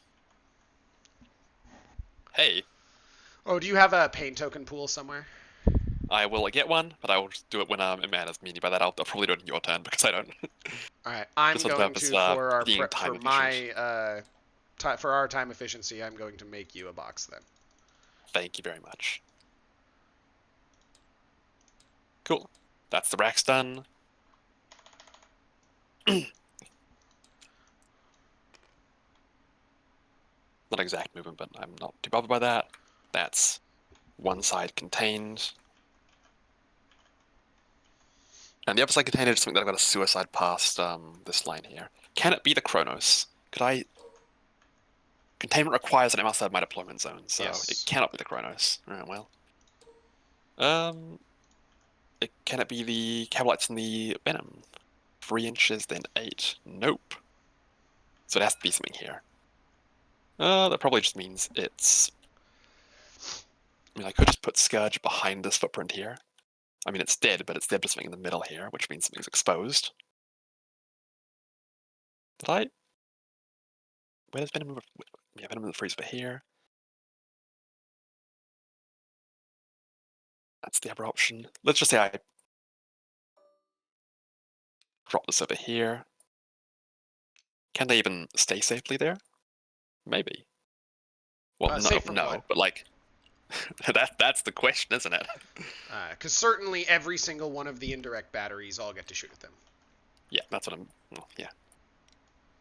Look, I'll just get lucky, and you won't kill any of them. I mean, that's correct. Again, we agreed. Your plan, this game, roll higher than me. You started off. You started off real rough. You didn't roll higher. No, you didn't roll higher on the deployment, and the Mandrakes didn't get to screen me off this objective. That was actually that was my. Of course, yes, I understand, brother. Really I'm with you. Look. But you won the second roll off, right? If you lose both deployment and first turn, life is tragedy. But we won the second. You know what? Cool. That's what these guys are doing. They're not going to make it to the other side of the water matter anymore anyway. So they're just going to be there. They're actioning. Hooray! That's them. Yeah. And they're going to roll all their 6-up inbones and or 3-up indirect saves, and they are about to survive and then full kill one of my tanks. He seems easy to me.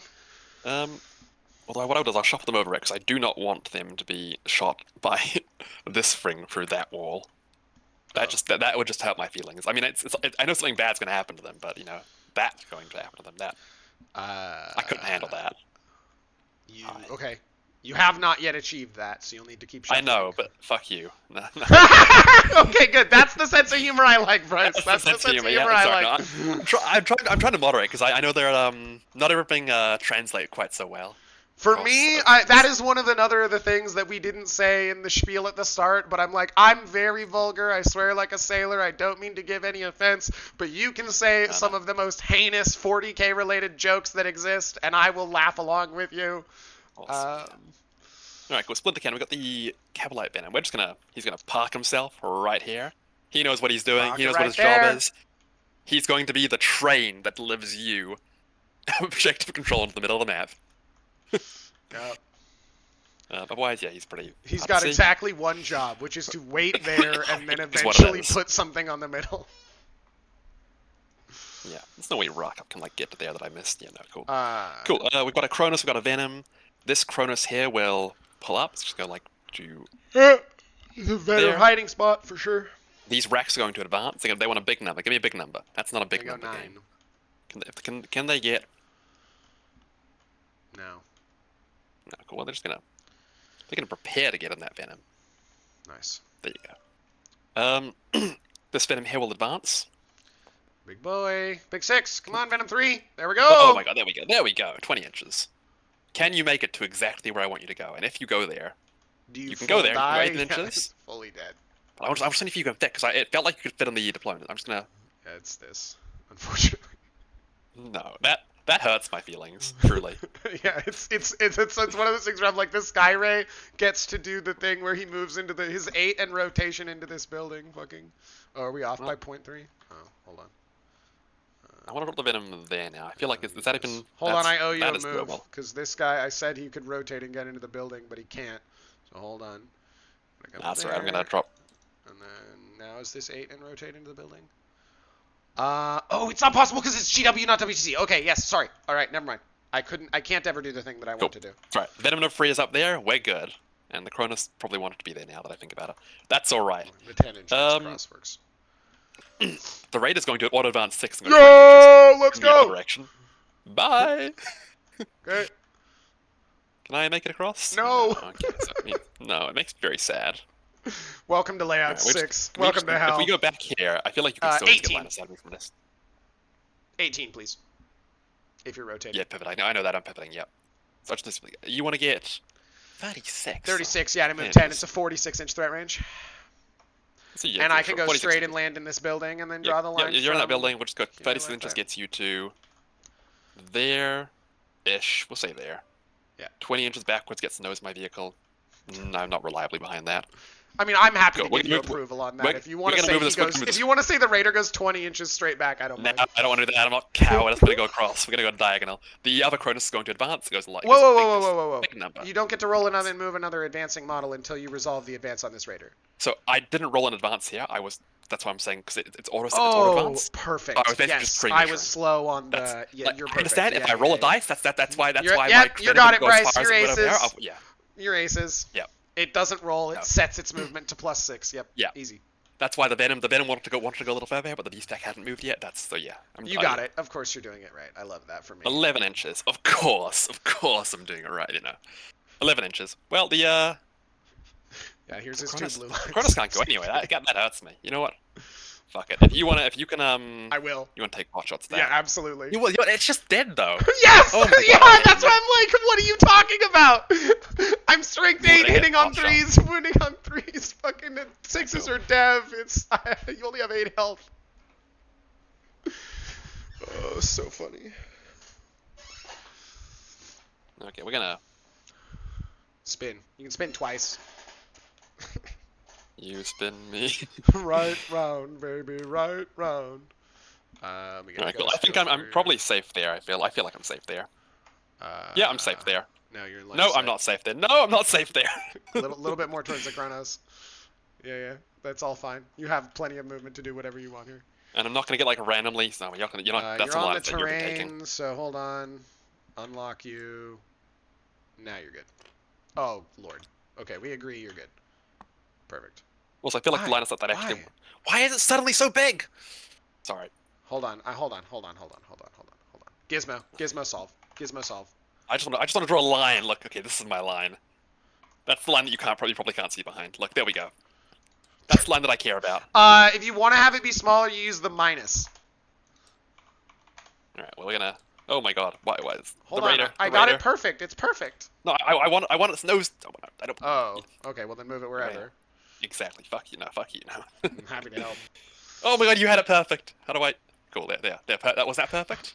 I'm like, I think that's correct. Yeah, yes. If you hit escape, it's not on this line. It's not on that line. It's not on this line. That's how I was like, I'm helping my boy. You said you wanted it safe. I will make it safe from me. Right, you have now moved into this piece of terrain, and I can now shoot you. No!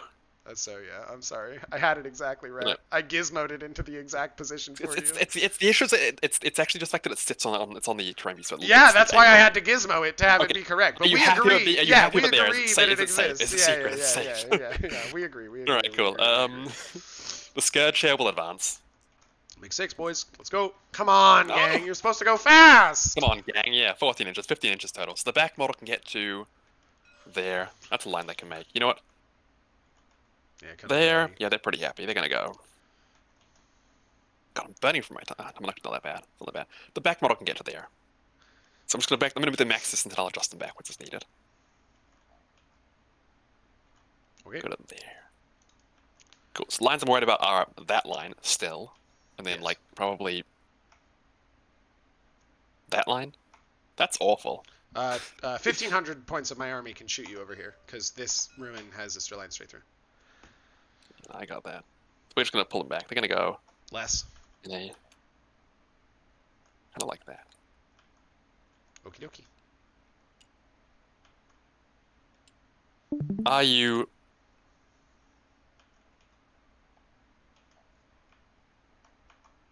The front model of these can go a little further. Like there. Careful with this. When you move models as far as they can go, and yeah, then I know. I'm pushing it. I start to get hinky, and I'm that's why I'll pull them back a little because I think I am definitely pushing it. Yeah. Because like you were like, this is the back model, and everyone goes to here, and I'm like, that's perfect. I love Bryce for doing this. And then you're like, and now they're gonna move laterally, and I'm like, ugh. Yeah, I know. I always it's a good like rule of thumb thing for doing when I move in person. But I've always got my tape measure held in the same position, so I can rotate the tape measure.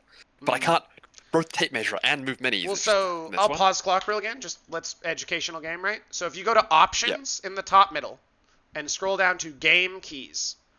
At the bottom, you should see a save position and restore position. Set those to like numpad 8 and 9. And then you can do this, where you go, oh, my beast pack, I saved their entire position. Let's move them over here. And they can split out like this. And I can have one here, and then, oh shit, I need to know where they were. Okay. That's amazing. Oh my god, I didn't know. Yeah, and I didn't catch to be like, oh, I'll mark your scourges for you, but so I will now, if you're ready, resume the clock, and we'll go back to your... Yeah. Okay, cool. Well, that's... Always happy to help. Yeah, come to daddy. Shoot me if you want to. I can't stop you. We specifically established, right? This Riptide can come over here and come over to here, and I can shoot like that. And I will do that. We're just gonna be secret, behind be safe. The wall. Yeah, there you go. The correct decision. Yeah. Yeah, I'm sorry. I got a little too big for my boots there. You're like, the Scourges rush forward into the open. I'm like, I don't know what this elves guy is doing. The beast back's gonna run this way. I do realize now that I could have contained this edge. It never really occurred to me before that I can do this and like on my opponent's edge, but I could in fact have just done that. Yeah, here and there. Yeah. Mandrakes go here, beast pack do it on this side. Yeah, for sure. Honestly, the Mandrakes might be more important in this game than that unit of Scourge because secondary might be the way I'm going. We'll see. For me, I'm planning on tabling you. But yeah, no, I got that. We'll see what you let me do. I could go a little. I could touch this objective here. I'm a 9 model thing, so I could try and do something fun. But your Riptides can see me with everything. God, I hate that. 6 shots, second Riptide. Oh my, there's a lot of Riptides. Well, remember, it's 6 shots of 8-3-4, then another 4 shots of 7-1-2, then another 3 shots of 5-0-1 that don't really do anything. Yeah, so it's the beast pack is dead, but I really want to touch this objective. Oh man. Well, you have secure, so you do need to touch 2 objectives, absolutely. I don't have, is it 2 or 1? Oh, no, it's 2 for the 5. Yeah, cool. Yeah, okay, which case? Oh, yeah, beast pack. Do your duty. Come to daddy. Do your duty. To Gwyn country now, to me. Yeah, and you'll need to be 2 of 2. Yeah, well, we're gonna... They have 12-inch movement, you can do whatever you like. Yeah, I know. I'm very aware that I don't have to measure this one. Okay, yeah. Sometimes it's helpful just to me as your opponent to be like pre-approved. Wherever you want to go, pre-approved. I'll hold out to it for you here. You know, are they? I thought it was like, yeah. Well, there you go. 2 of 2. There we go. 2 of 2. We're good. And cool. That's me. That's probably my entire turn. If we're being real. Put the 2 containment actions down. Scourge. Actioning. We got these dudes. Okay, they're currently not fulfilling containment, so they need to be in a position where they are doing containment. Oh, yeah, sorry. They gotta back up ever so slightly. Yeah, they need to be in this box or in this box one way or the other. Yeah.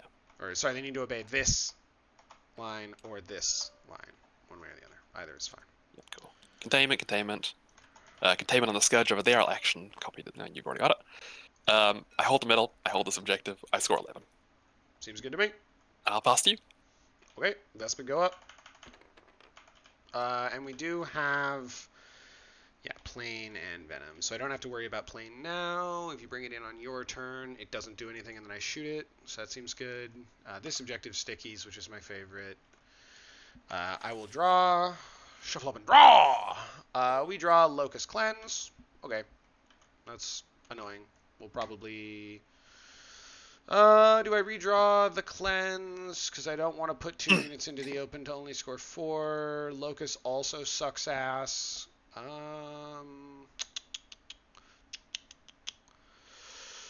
Not going to need the CP for any of those. We would 1 CP for grenades.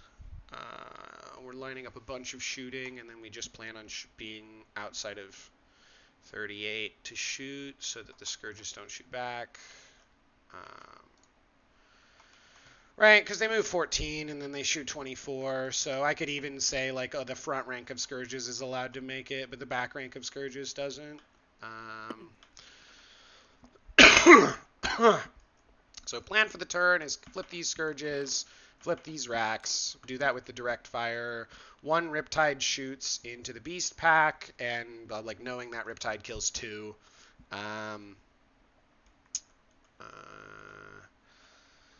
But if you want to stay on the objective, yeah, okay. So I can set up Twin Tides, and then you'll pull from the first tide, because if you stay on the objective, the second Riptide clears the stack. Did you leave me a spot where Vespid can come in and just murder? Nope. And no reactive moves if I don't end within 9 of any transport, right? Yep. Okay, perfect. Well, I don't think there's any transport that wants to react move unless... Yeah, perfectly fair. You do something very weird. And so then the thing is... do we like move here? We can cleanse... Be clean.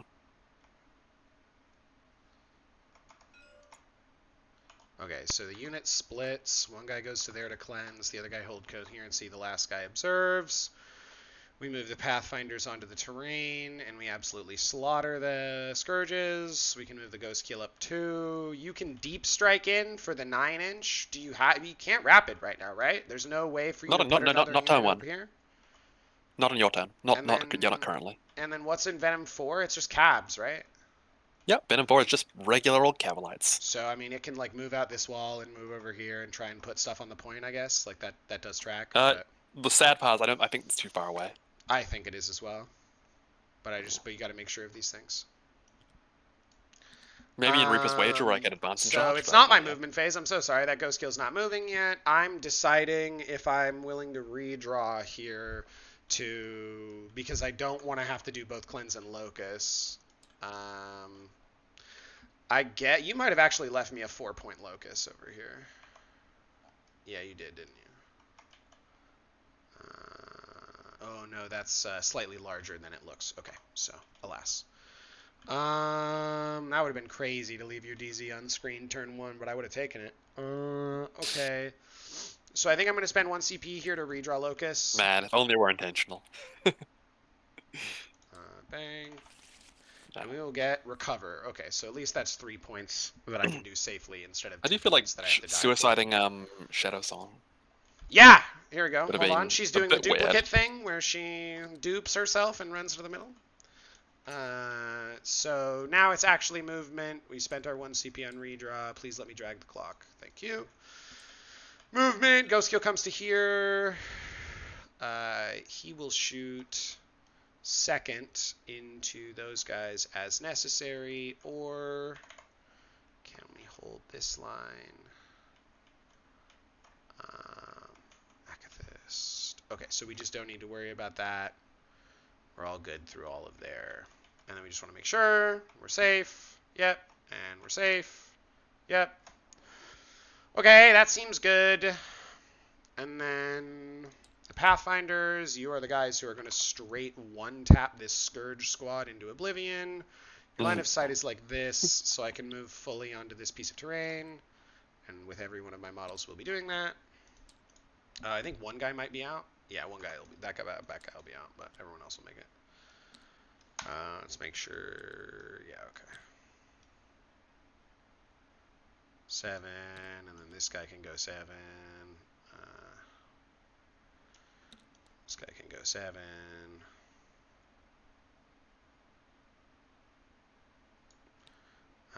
And then, yeah, it's, okay. So there's plenty of space for everyone to be on. Optimize a little bit. Do you want me to disable some of this board edge stuff? If you wish. It's all good either way to me.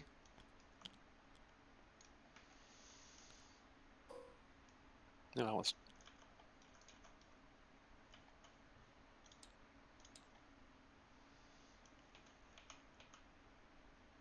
Man, TT is a very different game of Warhammer. It's crazy because when you play as much TTS as I do, you just get used to these lines like in your head. You don't even need to draw them on the board anymore. You just go, no, I can shoot you here, and I can shoot you here, and I can shoot you here, and then people go, what? And you're like, yeah. Well, I guess you're very familiar with all the maps now. Yeah. Okay. Especially if you play GW pretty consistently. This does not work because of this pillar thing. No. So we do this. Not the pillar thing. Hey, we said it was going to get in the way. So that'll mean Ghost Keel is the one doing cleanse instead of the Pathfinders. We have these guys will be spotted, these guys will be guided, and these guys will be observing.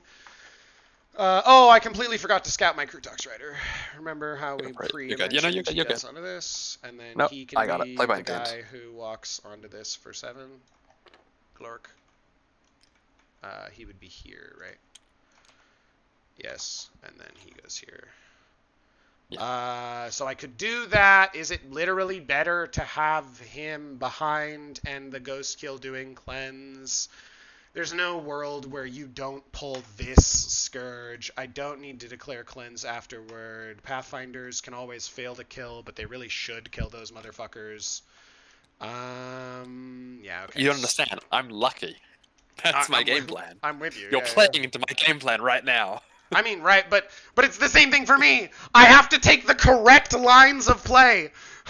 We don't fuck around with incorrect lines of play. We just play it correct. So we go, Hammerhead comes to here, and then we go, I come correct. This is this guy, and this is this guy.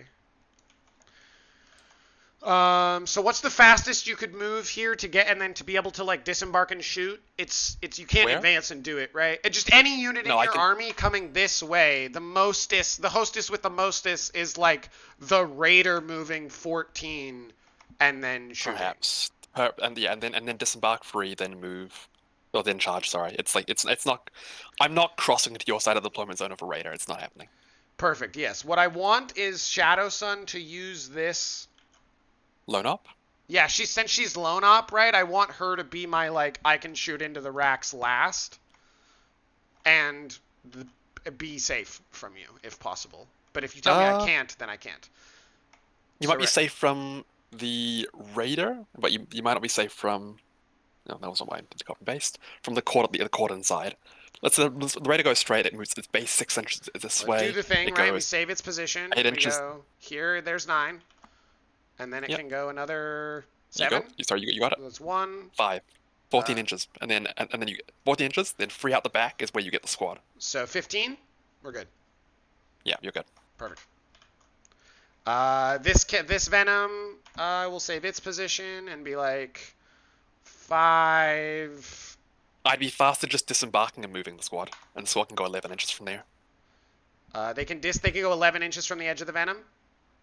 So by definition, you can't make it to me if I'm 24. Well, they can also, they're guns of assaults. They can go technically 17. But it is just 5 regular cabs, right? Yeah. So it's 5 splinter rifles. They have 0 it's AP. Possible they kill Shadow Sun, okay? Well, and they're -1 to hit, so you would have to pain token. I'm -1 to be hit and wounded at all times, so your anti-infantry goes through, but 10 dice hitting on 4s, potentially with a pain token, and then wounding on 3s. Look, you're playing into my game plan right now. I'll just be lucky. I'll just kill you. Perfect. Yeah, I'm allowing that. If it's as long as we agree that it's just those 5 cabs, I'm shaking your hand. I'm like, yep, do it. Yeah, I'm pretty confident it's that. I don't like the racks don't have assault. As soon as you tell me it's something can charge her, I'm out. Like, right? The moment you tell me a unit can charge her, I'm out. I mean, technically, the Cablites can charge her currently. If they make a 12-inch charge. You said 11, which means you're 12. Yeah, they go 11 inches. And then you're 12.7 away, and it's under. Oh, yeah, sorry. I can't do math. Ignore me. Perfect. Great. We're good. I'm fine with that. Just gotta make sure. I gotta fucking do my due diligence over here, my guy. Be like, can you get me? Because I won't move out. If you're more than 12 inches, it's an illegal charge. Even if I could otherwise, even if the charge could technically make it in, if you're more than 12, it's legal. Yeah, exactly right. Yeah. And then this guy is gonna go. So it's like you're 23 inches. I can go 23 inches, but no, I can't even. I'm not even allowed to make the charge roll. 3. That's Oh my god, the parking lot moves. 3, and that's 6, and I go 8. We'll come to here. As far up as possible. And you don't have 6-inch pile and consolidate, right? No. So then, by definition, if you have your largest base model here and someone else were to kill this, you would not be able to move into Shadow Sun like the World Eaters do. Very practiced from measuring the shit against the World Eaters. I think that World Eaters list is both hilarious and really irritating because it's meant to be the infantry detachment. Why are there more like?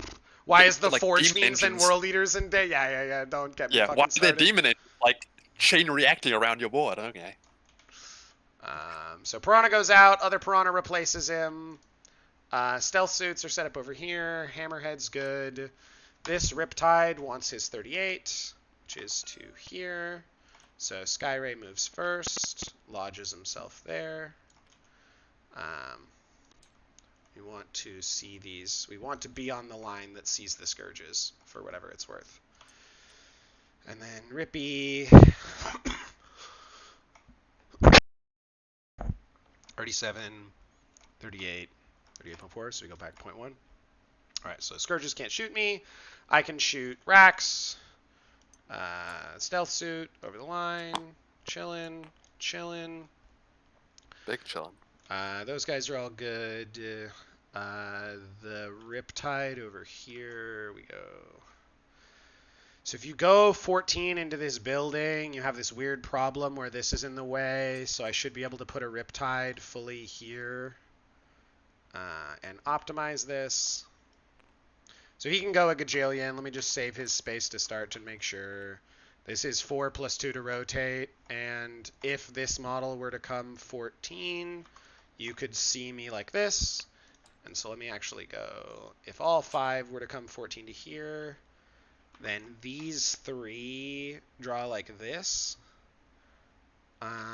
Okay, so it sure looks like I might struggle here. Let's check this line. Okay, so this one Riptide will have to, will just move like this. That's the solution. And then he is not line of sightable, right? The line of sight terminates in this, and then over here, the line of sight terminates all the way over here. And so if these guys want to move 14 like this, right, they get stuck at this spot, and then shooting 24, they are out of range. So we just force that upon you. And then this Riptide will be like, I am the guy who has to be in danger. It's like that line there. Yeah. And then here, let's hold that out. I'll draw the line, because I'll be a little more exact about that one, because I think it's like loosely, it's like that. I'll check to make sure that none of that measurement is wrong. Yeah, it looks good to me. Cool. And then I'll just do like what? So like if I want to measure them one at a time, that's one model that can get there, right? but I don't think I can make it line of sight. Yeah, I think it's just the one guy. All right, because line of sight is this. Yeah, exactly. So one guy can make that, maybe. With the point of his gun. Perhaps a second guy, maybe. But it's this guy. This guy is screwed. Lamau. He gets to have all the fun stuff happen to him. Yeah. Well, let's see if that's even true. Because we can go...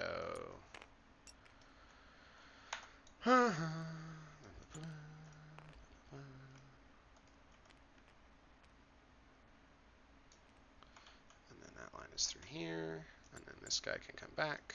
You're wholly within. You are. Now, one thing I'm learning on WC terrain is that it's very like I was looking at this map and I was like, if you position particular ways, you can see my entire deployment zone turn 1 with relative ease with a lot of your army.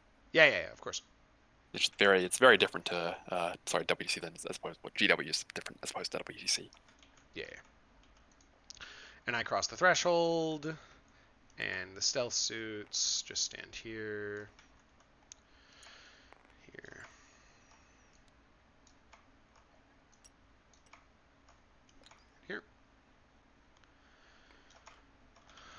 And my devilfish, racks and readies.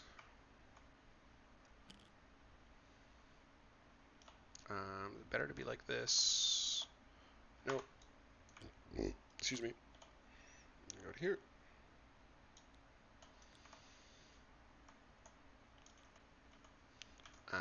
And then Skyray's like, it is my job to do and die. He's safe from... He will be patently safe from the Scourges. Because 14 is the crow. You need to, just be that close and then call it fine. Yeah, fine. And then this line just needs to be able to touch all the racks. We're a little bit off. Call it fine there. Call this good. And then, since I haven't advanced anyone, let me just see. Shadow Sun. Could she be further over this way? Almost certainly. Could she be 4 inches further over that way? Definitely not. Hammerhead can come like this. To be within 6.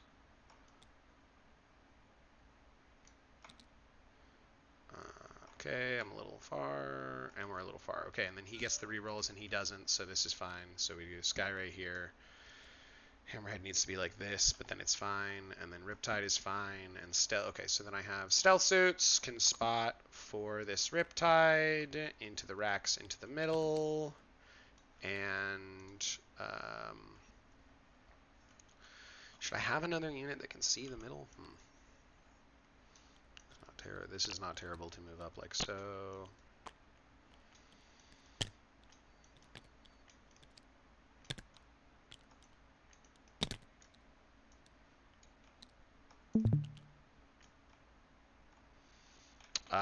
Crew just advance. Okay, they get the 5. All right, great. Then move 12 and just be safe.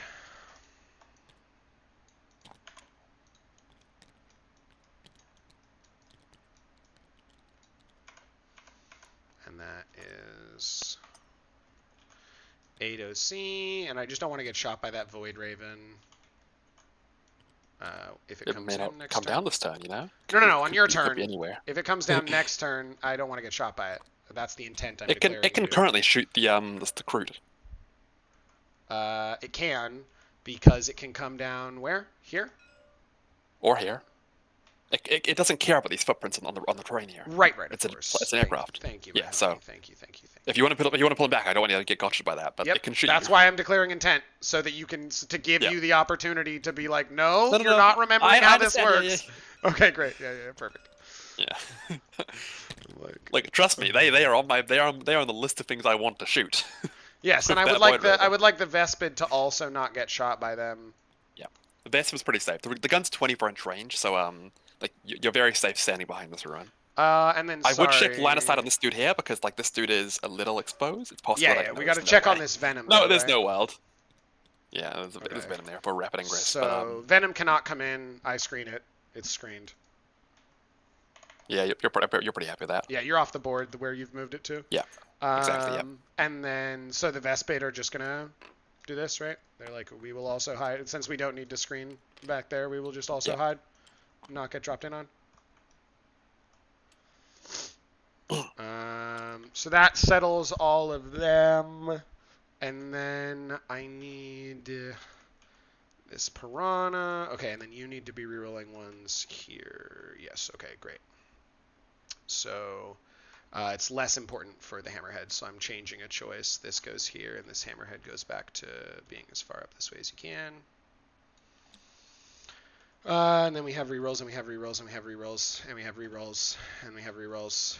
And then these guys get spotted by the Stealth Suits for the Riptide that can only see the one model. And then if you stick around, then we get to spot into them with the next Riptide, with the Piranha. And we've done our cleanse. And you must be enjoying the new spotting rules. They must make it a lot easier to do all this. A little bit. And then these guys recover and go. Currently, every town needs its own personal laser pointer. Ooh, let's do from here. Let's do this. And then you just need to be hanging out under the proper part of that engine, and you can be. And then you can be my. Just regarding the clock being very quickly, just get out of the make sure we're clearing this. I do want the game to end when one of us runs out of time. I'm not concerned if like we're very close together, but if there is a large disparity, then I don't want to be. Exactly. I know. Yes, yeah, chef. Yeah. Okay, cool. All right, Yeah. going to my shooting phase. I don't want to got you it with like if one of us runs out of time. 100%. Like, and we're like, oh, what? We're calling it? No. We understand. And that means 2 cleansers, 2 recoverers. Let's go to shooting. The Pathfinder's overcharged, shooting into them, guided by stealth suits. No defensives, right? So we start with the cyclics. 4s rerolling 1s, and then 2s rerolling 1s. That many invulns, that many AP2 damage to ignoring cover. Cool. 5 ups. Pass free, 2 die. Okay. So I lose 1 there. What else can shoot up? The grenade launcher. The I'm not done. I've got 20 more shots coming. Yeah. Cool. Okay. So those miss, and then these are shooting 3s rerolling 1s, and then 3s rerolling 1s. That's going to be 10 more saves on AP 0 ignoring cover on the Scourges. Yeah, cool. These are ignoring cover, 4 ups. They're way cool, dead. The Scourge are gone. Yeah, very dead. And my hazardous, and I make all my hazardous, so that's them, and now the ghost skill can freely commit to its action. And then we will come to this Riptide into the middle, shooting the racks, observe 4 by stealth suits. It's not Nova charging or overcharge. Do I need to overcharge? Let's not, because I wound you on 2s. Oh no, you're T4, so yeah. So I'm risking hazardous, 3s rerolling 1s, 2s rerolling 1s, 5 invulnerable saves at damage 4 each. Yep, cool, 1 moment. Pass 1. Damage 1 is damage 1, yep, so 5 of the only pain. They all die. 4 models die. Sorry, I didn't say damage 1, I said it's damage 4. Oh, in which case, yeah, 4 models die. And then I'll go back to shooting my missiles at you. That's 3 hits. I'll leave the Hex and rifle on up. 3s, rerolling 1s. That's 3 more AP1, damage 2 saves on the racks. Yeah. Your elves, you die to me. It's your job. They're dead, yeah. No, well, these ones in particular die pretty well. Okay, cool. I get a pain token when they die. Absolutely. We'll increment this number from 3 to 4. Yep. And then we go back to me, and I have to roll a hazardous for you on that Riptide. Does he deal damage to himself? He does not. And then that's them, and the Finders up top went. His SMS obviously directed into that target, and his SMS I obviously should have declared to not be directing to that target and be shooting something else. SMS? Because Shadow Sun, the Smart Missile Systems, that's the name for the indirect no, I got it. gun. And so that's just a note for myself where I probably should have greeded a little bit here with the Riptide and fired its indirect into something else, but we did not do that. So then Shadow Sun now has no more targets. So then we'll come over here and we do the yellow squad over here into these guys. Do these have an invulnerable save? 6 up. 6 up, got it. And we are very exposed, P4? so we will not only overcharge but also Nova charge to go dev wounds. And then, do we have 2 health models? Yep, the dogs are 2 health, the birds are free, the Clawed Fiend is 5, the Beastmaster, which must be removed last, is free. Okay, so we start with the main gun, 3s reeling 1s, and then 2s reeling 1s. So these come out because those are at the end. So 3 invulnerable saves at damage 4. Be sure to tell me which models... I'm taking the dogs first. It's dogs into birds into whatever, so I lose 1 dog, 2 dog... And 1 bird. Bird. Yeah. Okay, great. And then here are the missiles. 4s, rerolling 1s, 3s, rerolling 1s, 1 AP1, damage 2, ignoring cover. This is not a bird. Fails, the bird's down to 1 wound. And then the 2 SMS. Let me make sure I'm not cheating you, actually. I'm in 30 inches, right? Okay, great. Yes, I thought I was. 3s, rerolling 1s, and then 3s, rerolling everything. That's 3, AP0, damage 1, ignoring cover. I'll roll these dice, and it fails 2, and bird is down, and last bird is down to 2 wounds. You failed 2 of those saves? Surely you get a 5-up armor. You don't even get a 5-up armor. Holy shit. Pretty sure, what's my cover? You don't have cover, so your characteristic, yeah. Okay, and then 8 dev wounds. Yeah, I wouldn't be sure. Yeah. 8 dev wounds. In 2 lots of 4. So the Razorwing dies, and then the Clawed Fiend goes to 1. Yeah. Okay, very good. Wait, did dev wounds not? I feel like they changed it back to spill over, but I could be wrong about that. They did. Thank God you were wrong about that. If they spilled over, I would be creaming my pants, but no. And hazardous, and I don't hazardous. Okay, and so then we will go to... Oh, are we just out here? Please tell me I'm good at this game. I'm not. Okay, that's fine. I mean, to be fair, that's fine. I just high-rolled into Oblivion on that. Yeah, exactly, so we're okay. So let's just clear out Mandrakes, all right, because they have a 7-up save, so they're saving on the 5-up invuln. So Skyray into Mandrakes. go? The SMS. 5s, re-rolling any one. Nothing. The Riptide. So that's him. The Devilfish will do... Oh, is he out? Okay, then who's the Devilfish into? Okay, so the Devilfish will go into the racks over there. This is... Oh, you must be in range. Yeah, you definitely. 5s, reeling 1s. Okay, 12 indirect shots, no 5s yet. We'll see about this. Indirect swinging? Yeah, it is, right? Yeah, what can you do? Into the Mandrakes. 4s, reeling 1s. And then 3s. 2 saves on the Mandrakes, damage 1 each. Nope. Give them to me! Yeah, 2 Mandrakes, sick. Okay, Mandrakes die. And then that's good. And then what else? That seems fine. So then there's no more indirect there. So then it's just the indirect in the other locations, which is just this Skyray, right? So the Skyray will indirect into Venom number 4. Actually, are you T6 or T5 these days? T6. So we'll go into the racks then instead. These racks here. Cool. Bang, and rerolling 1s. So that's 3, and then 3s, and any 1. So that's 2 saves on the racks. AP 0, you get benefit of cover. Cool. I guess I've got 5 ups then. Pass bow. Yeah, pass bow 5 away. Very good. That will bring us to the end of my shooting phase. My recover assets is unstoppable, and my cleanse goes off for 4. Over to you. Yep, cool. So you score all those. Cool. I should get rid of all these primaries there because I scored both of them. I draw 2. Area Denial. That's very easy.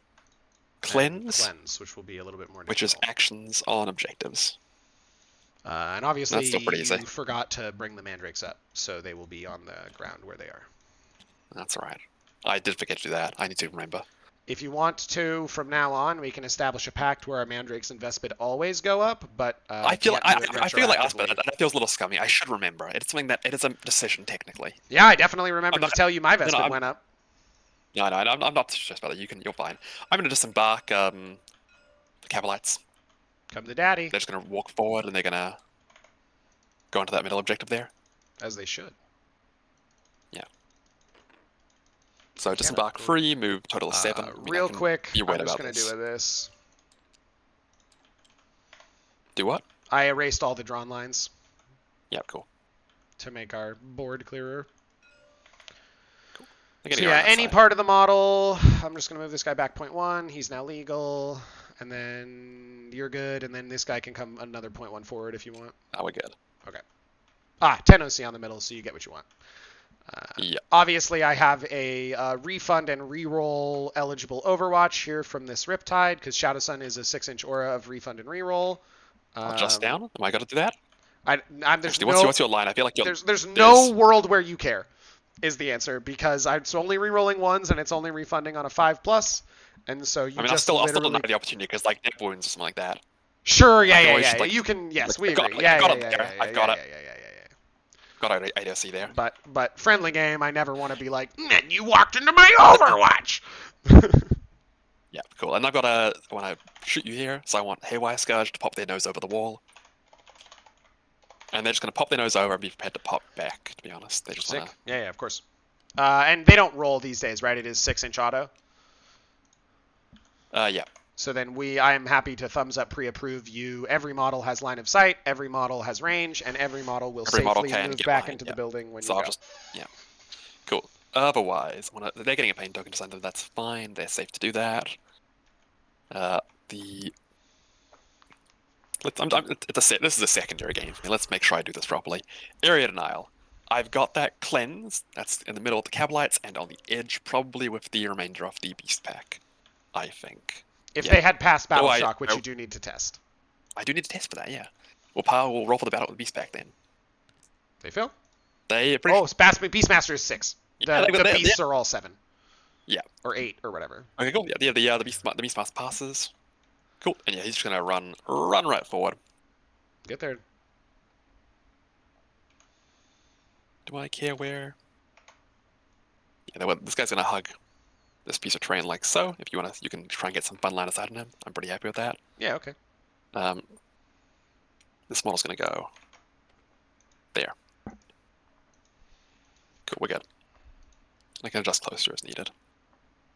Alright. This Venom here will adjust over and park itself. Park it right there. Like so. These mandrakes will adjust. I'll just make a 9-inch bubble to see if you can actually deploy and get line of sight with your uppy downers, and I feel like... Should be good. Nope. Pre-approved. Otherwise adjusting over, yeah. Yeah, in this Skyray shot, I'm correct. Okay, good. Cool. That's that done. The Venom is done. I want to move Rex into the Venom for the same reason I was doing the last turn. Yeah, the Rex will advance, the Rex will advance, but they guarantee to make it. You take a Venom 1 number 4. Venom number 4. Oh, yeah. Yep, cool. I was hoping to take a rack or two before they were able to get to safety. Urian Rakaf will advance. Get in there, big boy. Gets a 6. He goes 13 inches. He's going very fast. Yeah, cool. The Cronus is pretty happy to chill where it is. Yeah, not getting murdered. Chill. Cronus here. Obviously, if you're not screening me on this side, you must be aware the Ghost Kill can come to join you. This is true, yeah. That's not a pleasant thought. Well, the Cronus will go and probably try for that screen then. It'll advance. For sure. Big 6 for the boy. I mean, are there any shots that I can make here? I can make shots at 18, I think. Cronus into them is 18-inch range. It's not happening. The Cronus will advance. Yeah, I was like, loan up, my guy. There's no way you make it to my loan up. No world. No, I'm thinking the Pathfinders. Oh, the Pathfinders, of course. Yeah. Got it. Yeah, no, it can't hurt the other one. It goes 8 inches. Like, what? Okay. If I just drop it down. Actually, no, I don't want you to get lightning side of my Venom too easily. So I just throw it here. How do you get line of sight of my Venom currently? Currently, I just walk any amount of distance, and any amount of distance, yeah. It's a 1-inch anyway, move I can change that. to shoot it. If I adjust like, okay, hold up. If I adjust like so, is that change? I guess it's this flag. I never have this in my minis, but it's there now. You are required to have the flags and the fuck. You're required to have so much shit on it that Drukhari players are like, it broke off, and I'm like, okay, but that meaningfully affects the profile of your mini. To be clear, I think a lot of the aesthetic elements are optional. Like the flag is, the dudes on the side are. I include the dudes because they're cool even though they make the profile bigger, but it is all optional. Same with the spikes in the bottom, which can be optioned out for flails or other things. Same with the skull-mounted stuff. Okay, hold up. Let's rewind time very quickly because I had that in a different position. I need to adjust that properly because I realized I might want to move it somewhere else. And I also recognize that rewind time can sometimes break things, but I like living life dangerously. And I also realize that I'm also... all parts on this page are optional. Okay. Consider me re-educated, my guy. I think it's the Raider, maybe, where not all of the pieces that fuck with its profile are optional. But, got it. Venom. So then the actual Venom, we don't care about the flag because it wouldn't be on in a real WTC game, is right here, which makes it this line. Which feels like a line you can make? Sure, move 10. Yeah. Right. And stealth suits can uppy downy to be over here to provide the +1 ballistic skill ignores cover, rerolling 1 stat and wound. Because the stealth suits can also pick up. So let's say I'm not. Let's say I'm adjusting back. You know what? I'll move on to the Raider. I know the Venom anyway is going to go right where the Raider is, so we're going to figure that one out in a moment. Okay, perfect. Okay, the Raider. If the Raider advances goes 20 inches, let's say it can go the full 20, but it probably can't. It can get you'll have to rotate to get around this building wall for sure. Or just move differently laterally around it, however you like. And the things that I'm worried about are lines of sight through somewhere like there. So I need to get ideally past this line. No, it's steeper than that. I don't know why I measured like that. Here. Actually, the line is, yes, exactly. There you go. That. Okay, let's say I want to get the back of my base here. 14 inches, I can get past that line. To be fair, just because I'm a helpful boy, there's your actual Skyray line. Jesus. That's fun. Yeah. I'll draw that very quickly. Yeah, I got you. Thank you very much. Yeah. Oh, wee wee! Wee wee! Yeah, just like so. Cool. There you go. It's one of these lines. Yeah, and then we go. Kill All right, so in him there, I can get. Let's say I go 14 inches. My advance. I can definitely get past that line. Yeah. So it was Hold on. Let's time to use the options. Yes. Game keys. Keep at 8 to save position. Oh, let's go. And it should shout. Oh it should shout in your chat at you like model position saved. No, that doesn't work because it's a model set to round measuring, and then that's bound to something else. Did you make it? You made it numpad 8. Hit escape real quick, and we'll do it with mine. Yeah, cool. I have now saved your position. Thank you very much. So obviously, apparently it's bound for myself. Let's say I go 14 inches there. I've got 20 inches, so I can go 18 less the 2 for pivot. Yes, absolutely.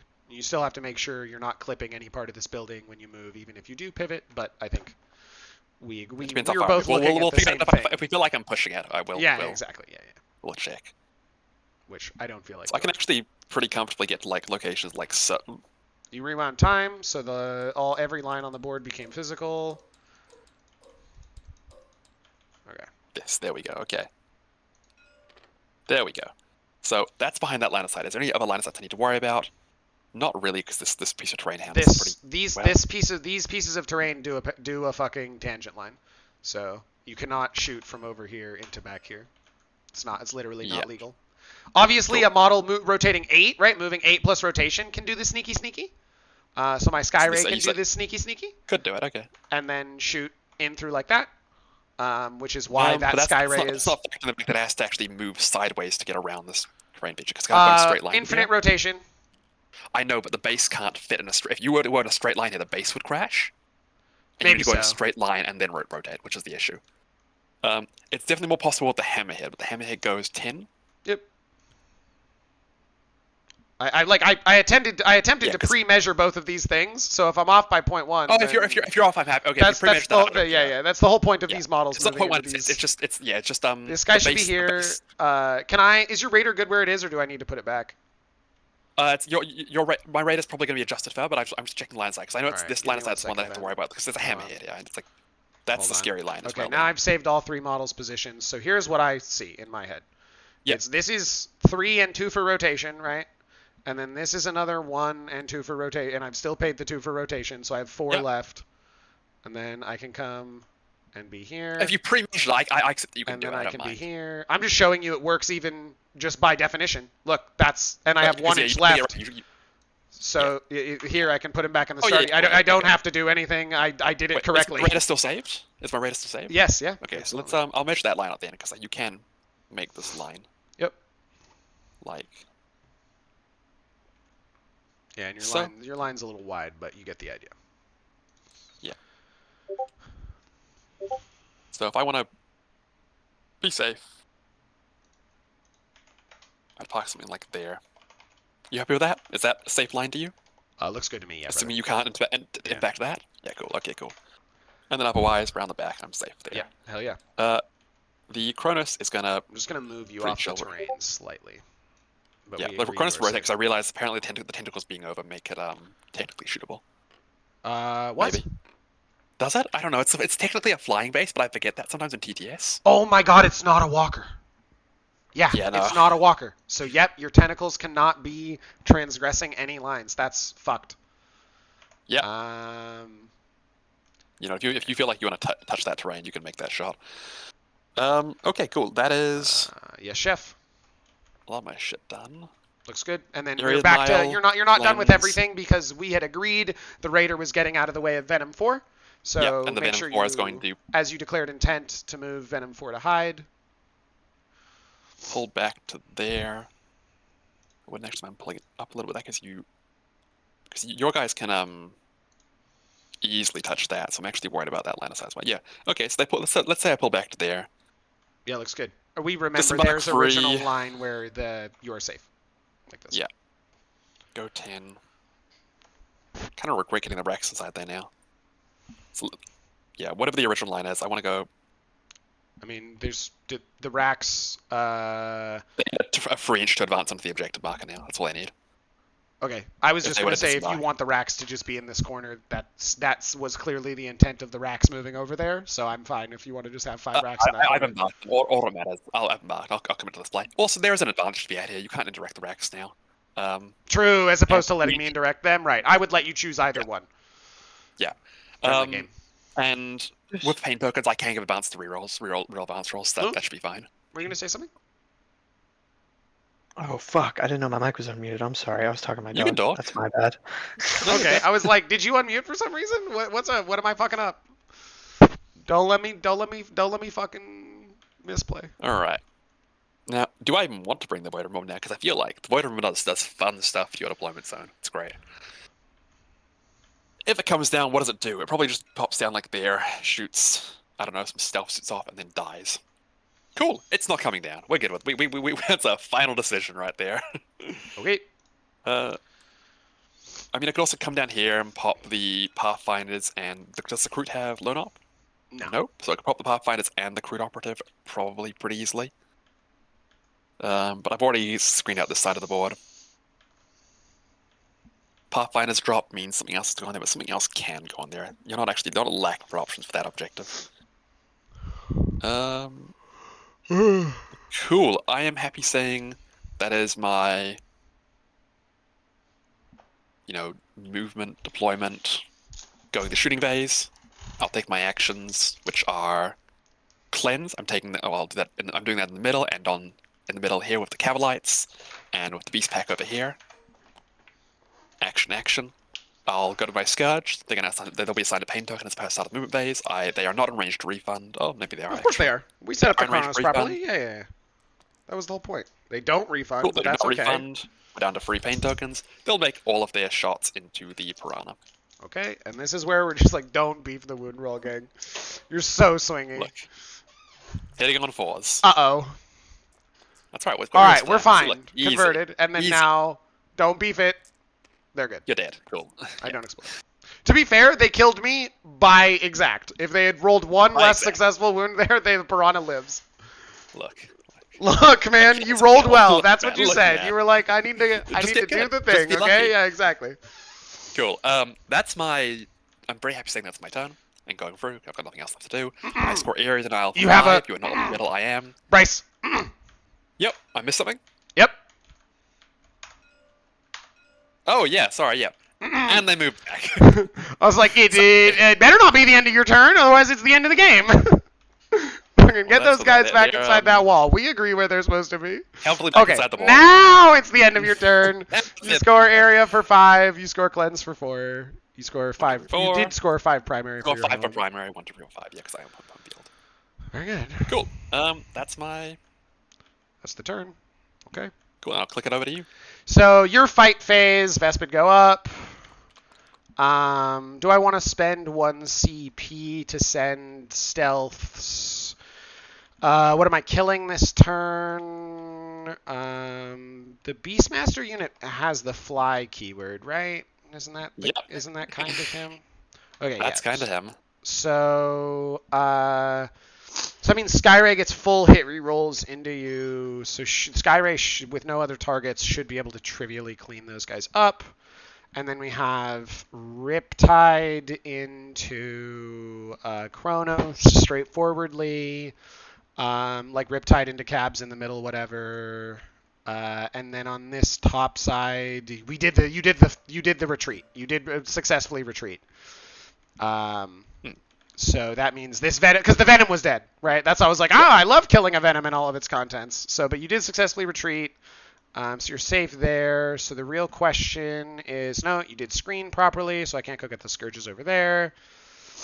Okay, so I'm really just killing a Beastmaster and Clawed Fiend. Oh, what's up? You want to draw your secondaries? No, I don't. I mean, your fight phase, that would be way the wrong order of things.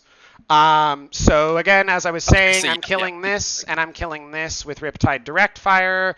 I'd like to kill this with Riptide Direct Fire as well. We should be able to shoot into all those units while keeping out of the Scourges and applying heavy forward pressure to you. You have 1 Raider full of an Archon unit, and where is the Venom with the Incubi? That is Venom number 3. We set up to take all of our possible angles super aggressively here, and then that denies any kind of rapid. Yeah, it should be a very fine and solid turn. The real question just be, oh, you fucked it, I think. Yeah, you did not. Remember how we were like screening here? Yeah. I can just land in the building and shoot. With the Vespid? They can just deep Oh, yeah, strike the Vespid, into yeah, this that's fine. building Yeah. right here and shoot in. Oh, wait, there's I mean, hold on, let's 1, 2, 3, 4, 5, 6, 7, 8. Yeah, you can land there. That's all right. Oh, You're good. yeah. I mean, and strategic reserves, right? It includes part Includes of the that Vespid building. after, so I'm kind of fine with that. Yeah, you're good. No, you're good. You're good. I was just You're more than I'm just welcome to checking in case of secondary, right? Like who knows where I'll need to be. But I guess trading this with my 1 unit of Night Fiends is probably fine. Oh no, the play would be to no, it's fine. So that's all good there. This is good. You die to the indirect. The breachers scoop everyone else. Yeah, we just wait. You go here. The plane can come in and come fuck with stuff, but I need to remember its exact rules. Shoot move. Did I misread? No, that actually doesn't matter. No, we would just come in, shoot stuff, charge something else kind of deal. Anyway, yeah, 6 up invulnerable save, 4 up save. After it ends a normal move, you select one enemy model it moved over and potentially drop a single bomb. Drop a bomb that is D6 range from that model. So we just don't. Yeah, it's very weird. Very swingy. Yeah, very weird. Because most of the time it does nothing. Yeah. Sometimes exactly. it does like 20 mortal wounds. It'll do 20 mortal wounds. Exactly right. Yeah. Weird. If you want it to be the second thing this game, and I want it to not be, and that's okay. I had a chaos player rage quit over failing a whole bunch of tests in one turn and then getting bombed by the bomber for like 12 wounds. It was great. Very funny. So let me just check real quick in terms of secondaries. I can do containment. We got recover, establish, cleanse turn 1. So 3 of the actions are gone. So the only 2 remaining actions are. Can you locus? I feel like you can. Locus isn't in the deck. It got discarded top of 1. So cleanse, locus, and recover all went. So I only have to set up to be able to do sabotage and containment, and I can trivially do containment on both of these sides. I can also do sabotage, like with the ghost skill on this side, or over in this building, ? Or this building with Shadow Sun. We've got a couple of different options there. So I should be good on all the actions. I shouldn't need to lift anyone up other than the Vespid. So then we go to my actual start of the command phase. We shuffle up and draw.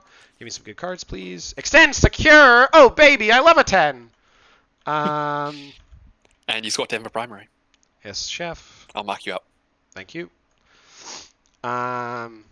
So yeah, so then this goes away and this goes away, and it's just it's simple as here where we go. Scourge, heavy weapon, you come out, and okay, so I technically do need to stall one more turn here, because it's about to be BR3, and so we don't need to be a fuckhead and die for no reason and throw the game.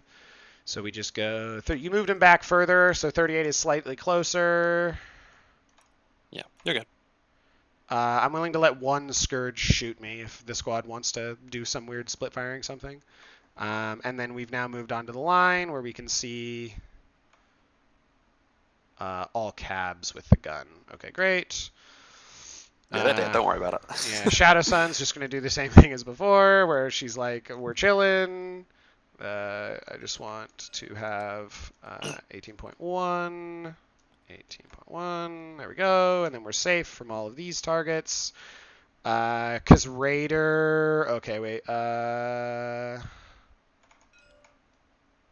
Okay, so it looks like I have to not be in range to the last Cabalite with Shadow Sun. Because otherwise I'm within 26 of the Raider and you can move and declare a charge into her, and I don't want that. Oh, wait, no. Raider gets to go. It's 29 for the Raider, right? I feel right, like the Raider can't... It moves 14. Right, disembarks 3, 17, plus 12 is the declarable charge. 29. What I'm going to go for, I think. Well, but so then we're gonna agree that I'm stopping you from doing this, right? You're actually stopping me. You could be closer and still I wouldn't go for it.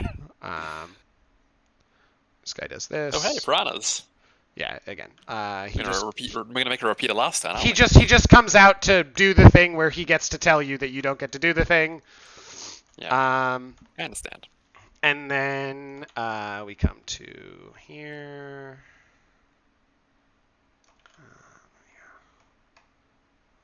Do you mind if I look at the missions in the mission deck? We can shuffle the deck afterwards. I just want to have a read of them. Oh, always. I mean, sorry, I never mind.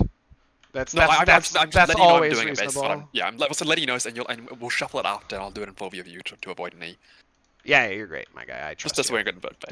Don't be weird, and don't give me a reason to be weird, and everything's great. No, I know. I just like it's like in Magic where like if you play Magic the Gathering, you should always split your opponent. I think it's polite, and you don't want to get yourself in a position where you're giving concessions that people might exploit.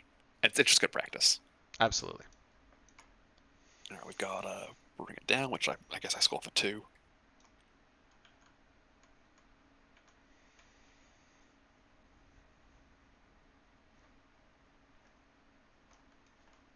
Let me know your movement's done because I might look at rapid ingressing somewhere.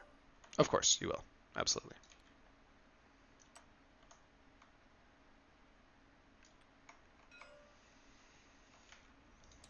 As you should.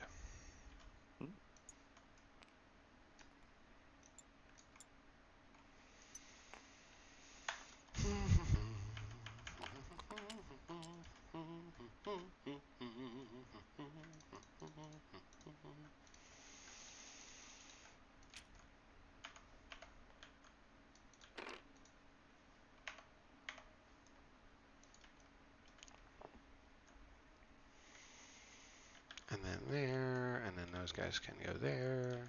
Okay, good.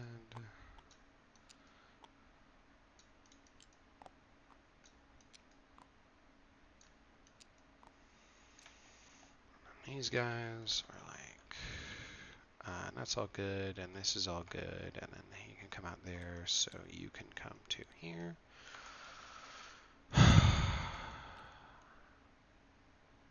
Like so.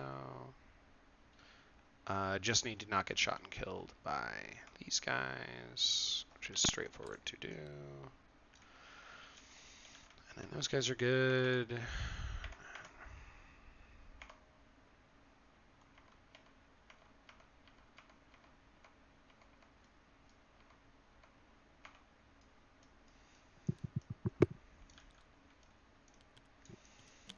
You're more than welcome to shoot into Kroot if you wish. I'll just let you know it's worth noting that the Mandrake squad is smaller, so it might be easier for me to teleport to somewhere in your deployment zone. Sure. I mean, there's going to be a full 9-inch screen everywhere. You can adjust for that. Yeah, we're just going to screen out literally every model everywhere and call it fine. Right. Come to daddy. Still can't shoot me, Lamau. And that's good. And you're here, and that's good. You'll make it to my deployment zone like 3 times. It's alright. We just need to collapse the screens. It's fine. And then the cabs here die like that, and we're good like that. And then this Krutux Rider can move up here, like so. This guy goes here, here, here. He can see him, and then they can go there. And then he's not doing anything. Okay, so it's we go into this guy for the hammerhead, plus potentially stealth suits, and then ghost kill can go. And if we come over there, yeah, there's only so much we're going to be able to do for sure in the different directions, but that's okay. I think this is one Sky Ray is basically the only other one that is I'm reconsidering, where I think I don't mind. Yeah, I don't mind it being here. I don't need it to do that. I just need it to be able to stand here. See all these angles, see all these angles, see these angles. Those all look good to me. Then we're screening to the edge here, like that. Give me 3 mandrakes, or I mean even one Mandrake. If one Mandrake wants to come down over here, it is allowed to. No, it's not. You screen 9 all the way to the edge with that Sky Ray. Perfection. Because he measures from his footprint, and he literally touches the edge of the map. And then we have Riptide, Shadow Sun Align. Is there anything that could in any way interact with Shadow Sun? Because I will gladly move her back if you say yes. There's if I rapid ingress the bomber somewhere out of line of sight, it could fly over and blow her up. Okay, reliably. And where would you be able currently to rapid ingress out of line of sight? Potentially my home field. I could probably deny line of sight of everything but the Ghost Kill. The Ghost Kill probably doesn't kill the bomber. Certainly the Hammerhead sees like this. I mean, let's just test it out. I'll get a That's what my clock. That's why I'm asking. It doesn't look to me like it's possible, but you're saying words. Let's roll. I mean, I would just spitball like that, to be honest. We'll find out. So we're gonna let's get a proper. I'm good. I can see. You don't have it. You're shot by every unit in my army, from one direction or another. There. Oh. There, you're off the board, so you're not legal. So it's good. Wait, sorry, no. Only the base has to be on the board. Huh? So the way aircraft work is only the base has to be on the board, but there are certain restrictions applied to pieces that are overhang the edge. So you can draw line of sight to any part of my model, no matter where it is, but I can only draw line of sight from parts of my models that are on top of the board, if that makes any sense. But the aircraft can overhang. So you could draw line of sight to like the back of my thrusters, even though they're not on the board right now, if you wanted to. Just an aircraft. Otherwise, looking here, it looks like the unit that has line of sight is actually it's the Sky Ray and the Devilfish and the Riptide, assuming. Yeah.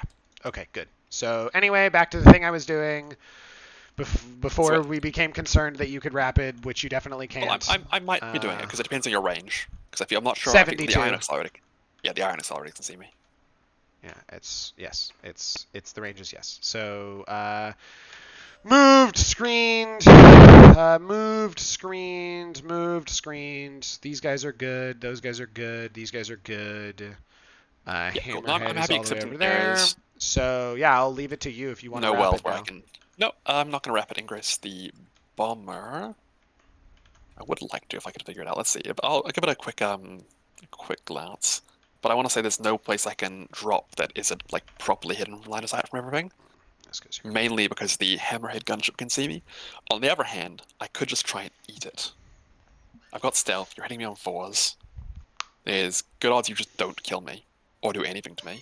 2 Seeker missiles hitting on 5s.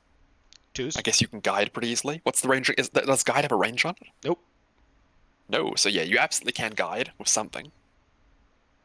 Let's say I can limit it to just these 2 squads here, which seems possible.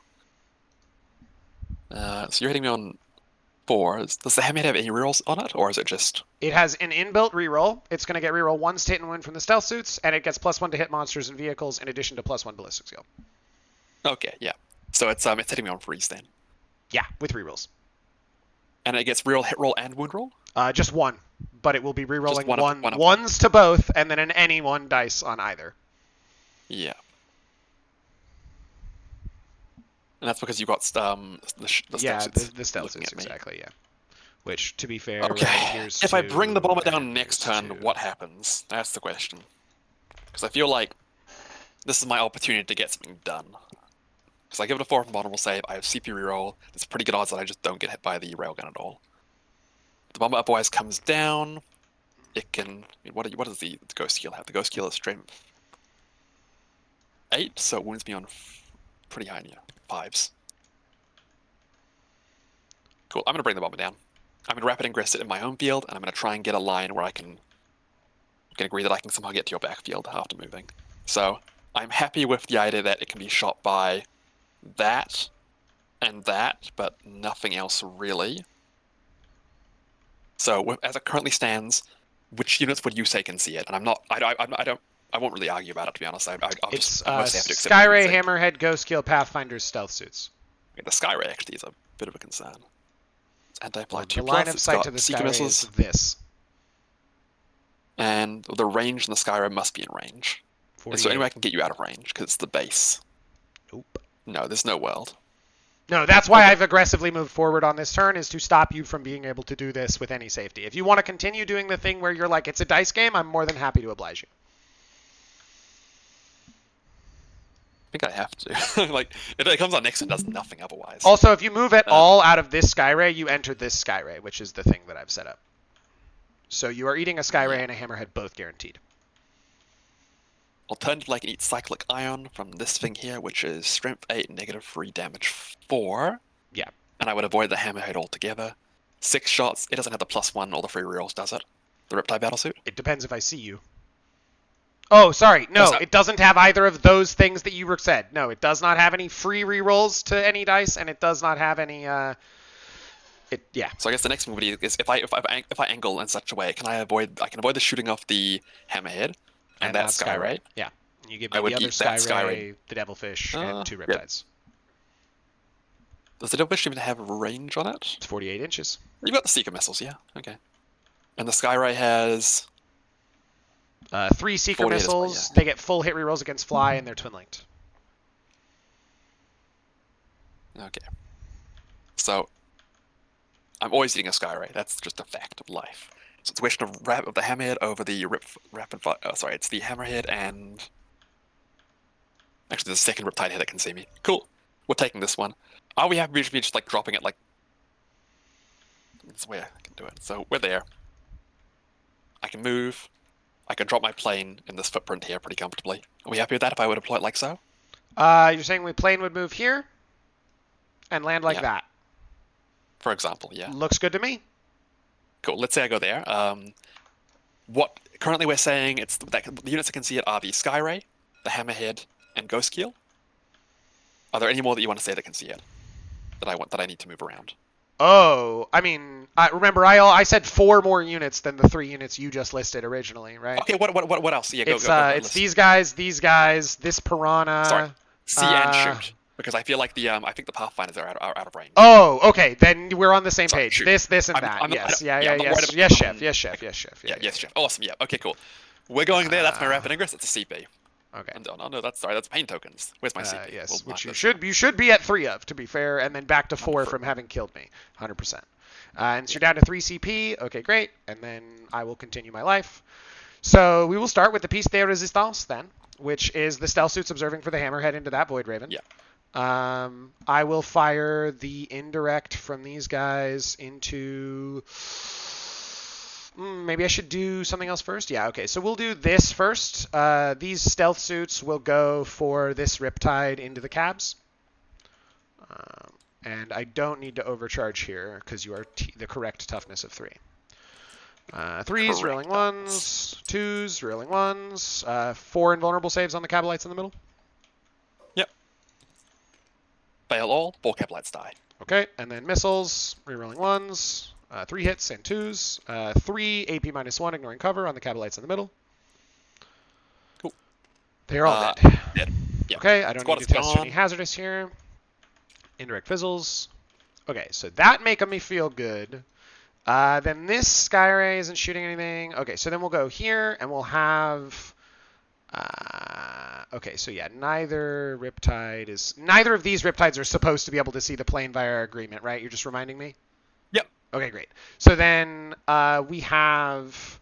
Yeah, and this guy has that line. Perfect. So then this guy is going to fire into the Beastmaster squad. We'll have him be observed by the stealth suits that are helping him there. Actually, am I within range of... I'm in range of the Piranha. Old observation would make me really happy, but I guess that's... Yeah, and then this isn't anything. Okay, so this is fine. Yeah, so stealth suit's there. It's this, that. Once more, I do need to overcharge, but we'll do missiles first. 4s, reeling 1s, and 3s, reeling 1s. 2, AP1, ignoring cover, damage 2 on those guys. On the... Beastmaster squad. Oh, yeah, cool. I'll just roll your dice. Sick. Pass 1, fail 1. Cool, the Clawed Fiend is gone. Nice, and then here we go to the main cannon. 3s, reeling 1s, and 2s. That's 5 AP3, damage 4 saves into the Beastmaster. Yep, I'll just roll the dice over here. 6s! And he's dead, yep, he's gone. And then do I take any hazardous? I do not on it too. Okay, and then that's everything there. So then we will go to the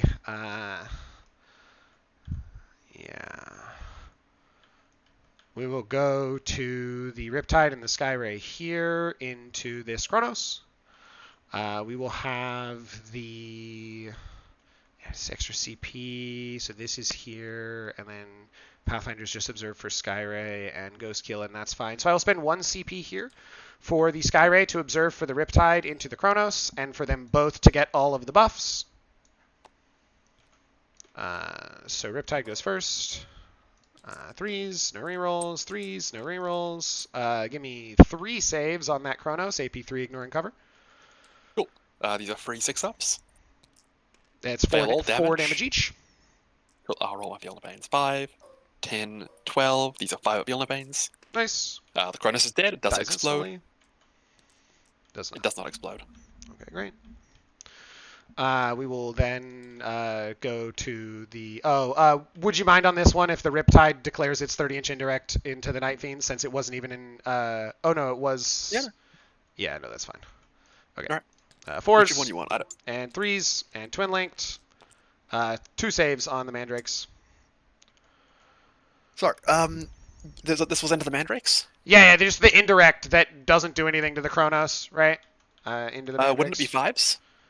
Would it be? Did I? Oh, do you have did more I penalties? I do. Sorry, did I roll? I don't hit on right? 4s here though. I don't hit on 4s because I ignore stealth, but then I'm -1 ballistic skill from Old Tau Army rule. Did I hit on 5s? Because I should not have. I wasn't looking at your hit rolls. You just said 4s. Okay, got it. Well, let me check. I rolled 1, 3. 3. No, we see in the last 5 rolls. I rolled 1, 3, and 2 6s. The 3 failed, and then I rolled a 2 and a 6, and I re-rolled the 2 into a 3 with the Twin Linked. So we did. Thank you for catching me, but we did do it correctly. It is 2 saves on the Mandrakes. Cool. 2 saves on the Mandrakes. Make them both easy. Nope. Okay. Pass both. Fail both.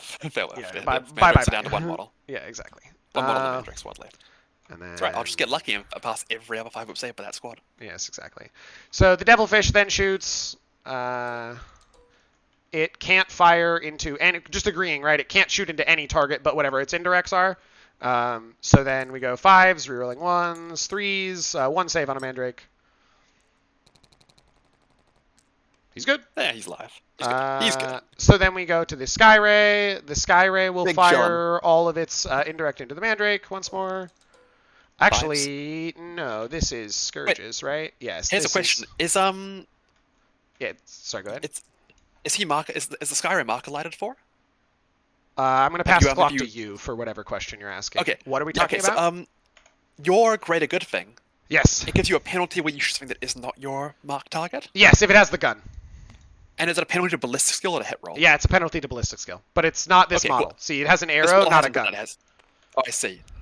This is an observer. Yes. I see, yeah. So, and I spent 1 CP for him to get all of the guided buffs without having the guided keyword, which is the Kauyon coordinate to engage it means strategy. In shooting to the Mandrakes, he's still ballistic skill 4. Back to 5s, actually, because of the he doesn't ignore stealth here. No, but as in ballistic skill is 4. Yes, ballistic skill 4. Yes, ballistic skill 4. Back to 5s. Otherwise, it would be 6s. Yes, 6s. Absolutely. Yes, we agree. Cool. No, thank you. I'll pass. No. You're good. All right, good. Okay. Yeah, that's what I was but so those guys shoot, and then we'll come here and we go. Do I shoot with the Skyray indirect into the Mandrake or into the Scourges? Certainly, the Scourges are the more valuable target. The Vespid shooting into the Venom is really just like a hey, if I high roll this, you die instantly because I'm AP2 damage too. But it's 5s and 5s. So, just to clarify, these are 2 different footprints, right? Am I wrong? Yes, they are absolutely 2 different footprints. You just so happen to be in line of sight of like most of the Vespid from the Venom. All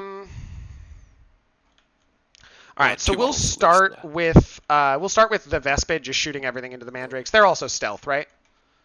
Yeah. 5s and 3s. Not bad. 4 and AP2 on the Mandrake. Make them all or don't. They're dead. Yeah.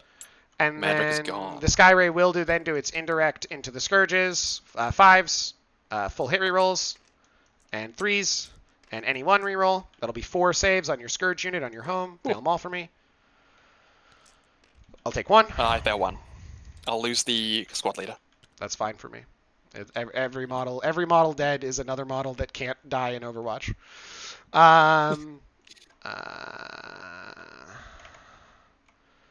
I do need this Raider to test Battle Shock at the end of my movement phase. Piranha? Yep. Is that what it does? Yep. Okay, cool. I'll roll for it. I have no idea if it'll matter, but I might as well have you roll. Yep. Okay, great. I'm good. That's all them. These. Okay, so then now we go to Piece de Resistance, which is the stealth. Now that everything else is taken care of, right? The Hammerhead can go here, and it can not put its indirect into anything. It can put its indirect into Venom, so we'll do that. But let's start with the fun guns, which are red for the Railgun and blue for 2 Seekers. These will be on 3s through stealth, re-rolling 1s. Very sad. And then 3s, so that's 2 saves on your 6-up. On the Venom? No. The Void Raven Bomber. The Railgun just failed to hit your Void Raven, so you're very happy. I know, I was... Sorry, can I... You might want to reroll your dice for this reason. That went a little fast for me. I was going to spend a CP for a 4th model save for this phase. Of course. Go down to 2. If you want, you can make your rolls. I'm not too bothered by that, but... I mean, if you want to let me re-roll to get the Railgun to hit, I will take that. Sorry, it's an intent that I always had. I'm very happy if you just flat missing the Railgun shot. I'm very happy with it, trust me. Right, yeah. But it's just an intent I had, but it's up to you. I'll leave it up to you because I should rolled have the told you dice. about this. Alright, cool. Okay, so I'll roll these saves then. Yeah, of course. Cool. Fail 1, pass 1. You take, and then this is where we re-roll. You will take 4 damage. Cool. 1, 2, 3, 4 And then down to into the A1s. Venom, we get +1, -1 here, so it's these, and then twin linked. 1 save on the Venom's armor. Cool. Oh, sorry. Yeah, I should have That's let you alright. roll. Yep, no. It's good. Pass. All right, and then the Sky Ray does the same thing. Indirect into the Venom, direct into the Void Raven. Observe 4 this time by Pathfinders. We go hitting on 4s, full hit rerolls, and then winning on 3s, and twin linked, and then 2 more 4-up saves for you. I wouldn't mind if you failed them both. Are these the missiles again? Yep. Cool. Okay, another one. Wait, let me see. Yeah. So you've got remaining left. You've just got the ghost skill after this, right? Yep. Yes, chef. And I'm on 8 wounds, so no free ghost skill I have to go through. Yes, if you save I'll this. CP roll this. This is the scary one. I fail it anyway. Damage is 7. Oh! Yeah. Yes. Sorry, another 1 wound. Yep, that's the. Bad times. That's his job. Bad that's time. the Sky Ray Alright, job. Cool. Well, now it's just the ghost skill. Yeah, observe 4 by Pathfinders once more anything. time. 4s and 5s. Give me that save. AP2 ignoring cover. Goodbye. I'm dead. Yep. Damn. Okay. Well, that was close. That was really close. It's only close because the Railgun decided to beef it instead of the Seeker Missile, but you took the exact correct line of play every way through there, I think. Did you explode on your own guys? Killing a bunch of them? That's a good question. Because I'd love you to explode on all of these right now. No. That would be that. We're good. Okay, great. Ghost Skill is you hazardous. He does not hazard. And then that looks like that's my shooting phase. An incredibly successful one at that, as is per usual for the Tau Force. Bang, bang, That's bang. very unfortunate. And that's over to you. Oh, I was so close to getting your home. I mean, you would have overwatched me, but... The home's sticky. You don't get to take it under any circumstance. No, but it's more that once I take it off there, it means you have to leave something else back there, which is what I'm thinking. Why? And I can do things like drop... I lift a Mandrake and drop it on you.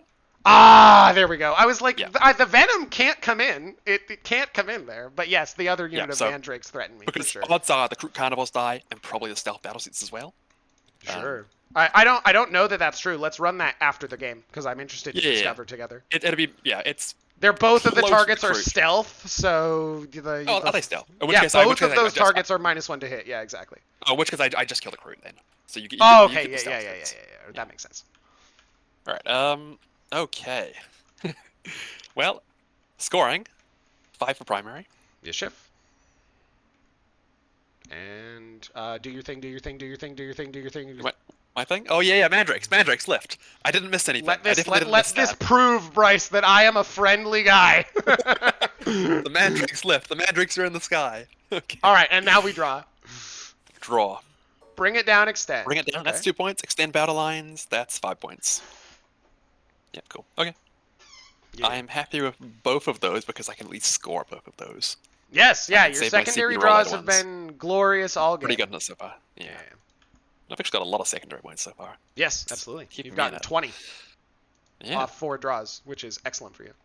Just I believe because I'm you capped could at have 40 points, marked right? yes, you are. But marked assassination, overwhelming, no prisoners, sabotage, recover, like those 6 cards were all dead draws on both of those first 2 turns, basically. Yep. So you dodging them is not unlikely, Right. but I'm happy to keep both of those, and then we're just gonna go for the motions. So the ghost keel goes 10 inches. I imagine it's gonna have a way to touch. No, it can't touch. I mean, I don't need to brain touch feature. it. It's not 9th edition. No, but you to see through it, you have to be wholly within. Wholly within, yes, exactly, which wasn't a thing Yes. that was. I moved my Sorry, max 10 towards. Gotcha. Yeah. Sorry, I keep like reverting back to 9th edition every now. Yes, that every time you say tap it, I'm like, that's a man who played 9th edition, and we used to have to tap terrain to shoot too. Yeah, absolutely. Daisy chain pyramids. It's awful. Oh, yeah. And overrun. Oh my god! What was it? I forgot the name of the weapon. The terror of... No, the thing that the Hive Tyrant did where every successful wound was a mortal wound. Reaper of Obliterax! The fucking Reaper of Obliterax Hive Tyrant, where he's like, yeah, I'll move 16 and charge and kill you, and then I overrun back into orbit. Where he comes in from the edge of the battlefield, charges you, and then overruns off the edge of the battletfield again. And you're like, I'll kill you! He's like, you actually won't. You quite specifically won't. Okay, yeah, what are we doing? Stop moving, Let's go. Okay, we're gonna go 7 inches. We're just gonna be on the edge of subjective. Sure, seems good. Very nicely. We're very nice here. We're just gonna be back. There we go. Okay, he's there. He's on it. Yeah, he's on it. Pre-approved. He's on it. Okay. You measured it last turn when you put him down. You were like, I just need him to be. Yeah, I just want to see. I know I can get. I just want to see how far out towards the edge I could get. We're gonna go there. Okay. All right. What do I want to kill here? I want to kill the Vespids. I really want to kill the Vespids. I don't want to give you my Incubi yet, though. Yeah, that's why you were like, the Vespid die, and I was like, bro, you either give me the Incubi or the Archon Squad, or the Chronos, tries. And that's questionable at best. Yeah, I mean, the action is something along the lines of, like, Chronos and Venom goes for it. That'll do. And by the Venom, I mean the Witch Venom, because it's not coming in. It's got to come in this turn anyway, and it wants to get stuff done. Yeah. In terms of things, this vehicle here can touch this terrain feature so it can see through it. No, it can't. It's wholly within. It's still 9th edition. It's still 10th edition. Just to be clear, 9th edition was better than 10th in every way. Fuck you. I love... Preach it, Loom! Tell me how it is! Oh, lies, damn lies. Okay, we're just gonna do the same thing. Yeah, lies, right? Damn lies, and slander. And obviously, this Piranha can just spend one of my CP to YOLO Overwatch into the Scourges with the 2 Seekers and the Pulse. I probably don't, just because there's so many more effective Overwatches, but... So the question is, I want to get this line of sight. I've got line of sight pretty comfortably. As you wish. Yeah, of course. If I want to move over, I want to be able to threaten... No, because this thing's gonna... The indirect is all now sustained. So they die instantly this next turn. If this Skyray is alive, the indirect is now sustained, so you're gone. Yeah, we're gone. We're gone. Alright, well, I'll take my shots. Yeah, so exactly. Take them while you can, because there's no ablative wounds left. Oh, shit. Alright, well, we're running a little thin. No, we're good on time. Last 2 times. Oh, yeah, I was going to say, we are so fine on time, bro. Alright, I'm just gonna. This Venom's not down yet. I'm just gonna plan it out, but I think it's going over here. The question is, man, the Court of the Archon wants to do something in this game. Does it want to go after the Ghost Keel? I mean, it can go after the Ghost Keel later. The Ghost Keel's gonna come up close. The Venom can disembark, and the Raider can go and kill the Venom if it really wants to. Yeah, the thing is, I'm planning on crashing your deployment zone if you leave it unscreened in any way, shape, or form this turn, right? Like, the Ghost Keel doesn't walk, he just uppies and lands here, depending on where you're screening. Yeah. Oh, the Venom's not leaving. The Venom's never leaving that spot. Okay, perfect, good.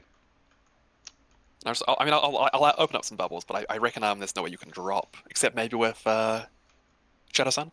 Yes, she's also more than happy to go and apply 4 Melta hits from 2 Melta shots into Venom and blow it up. Unload the juicy contents for my indirect. I just throw this dude back here a little bit. Yeah. You have to screen. And that saves me from there. Absolutely have to screen. I do need to screen that one. And then otherwise, I'm very confident, but I'll check. Yeah, I've got this part screened. Absolutely. You 9 inches out gives me... I pre-agree that, absolutely. It's only the flag, which we agree doesn't exist. Alright. Cool. As long as we're in there, yeah. Yeah. Hell yeah, brother. Okay, so Scourge can shoot into there. They've got their pain token support. I don't need the Kronos anymore, to be honest. And it is open range for refund. It is, right? It's a 9-inch range. Yeah, it's 9-inch range. Okay. Rakaf is happy where he is. I've got a Venom there to shoot into that. I possibly want I want the second Venom because currently your line of sight is involves because you can only touch this terrain feature, right? I mean, you got 10 inches. I can move 10 inches, and then it's the same thing where if you don't screen this whole piece of terrain, a ghost skill can land in it. Right. Yeah. So you Let's say I'm you here. just screen it, and you call it good. Yeah, that's good to me. sufficiently screened. Yep. And then I'll edge the other Venom over, and I can just send them both pain tokens. One's in range to refund, yeah. And the second one is there's no way, right? Yeah, no. Agreed. So, and otherwise, line of sight gets me to there. Your range is 10 inches. No, you don't have assault for any reason. Nope, you're good. So I can pretty reliably pick up this, but their armor is 4 and cover 4s. Yeah. T4. It's a question. It's definitely a question. Squad inside. No, I'll say I'm pretty happy with thinking you're dead. Unless Rakaf can see them, if Rakaf can, he can see them. Okay, they're very dead. Cool, easy enough. You just use the And casket. otherwise, yeah, I use the Holy Hand Grenade. Yeah, good. And you have checking my secondary again, bring it down, extend battle lines. I need to hold an objective marker, which I currently do, so I've already got that both of those. Yep. Yeah, cool. I'm happy pushing past my movement phase. Shooting phase, I'll assign pain tokens to the Scourge, to both Scourge, Venom, Rakaf. I get a refund on 1, 2, 3 of those, so I'll roll 3d4 and see if I get them back. 3d6, sorry. Yeah. I get 2 pain tokens back. I'm up to 2 pain tokens, and I'll use those spotted things for empowered. Perfect. He's torrent, isn't he? And he was one of the ones that refunded. It's fine. This. He refunded. You needed to do. Okay. The Scourge. The Scourge have to have one. Yes, the Scourge. Yes, the Scourge. The Scourge flows. Yeah, sorry. I was like, you put one on the Kronos, and I was like, I don't understand. I don't understand what's happening with the Kronos.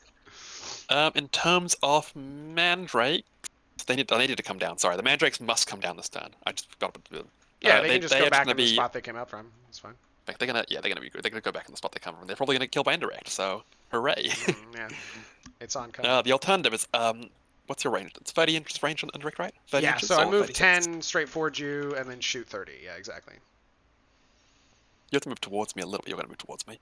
Yeah, bro! You have no fucking way to kill me left. Every single unit in this army is running directly at you. Yeah, fucking A. We're gonna, yeah. We're just gonna. They get there. They'll adjust back a little bit because maybe you don't range them, but don't kill me. I'm gonna try. If you let me, I'm gonna. Yeah. You will try. I will try. You will try. I will try. Oh shit. All right, cool. Cool. Going to shooting. I'll allocate the Scourge into the Piranha. Nice. 8 shots. Yep. Hitting on 5s, right? Stealth? No, I wish. No, 4s. Cool. But then, 2 misses. moment of truth. You have to get 3. Okay, you do. Oh, you're dead. I was like, if you low roll either one of these wound rolls, the Piranha just survives. It's so funny. God, I love Haywire Scourge. Hey, they deliver their average of 9 super consistently. Yeah, they've done that. Yeah, they've done that every round so far. Oh, once I saw them kill an Imperial Knight in a turn. It was beautiful. That's a beautiful thing. Yeah. And once I saw them do like 20 mortal wounds to a Hormigant. That was also beautiful. I've had the same thing happen where in one game the Scourges killed one Riptide and then they came out to kill his brother and he overwatched and killed their entire squad. And they were like, You were Vindicator, yeah, I was very unhappy. Yeah. Okay, what else? Sorry. Okay, yeah, we're gonna go for the Holy Hand Grenade into the Vessel before you take me out of line of sight. All right, Boxcars or Snake Eyes? What's he feeling? Oh yeah, let's go.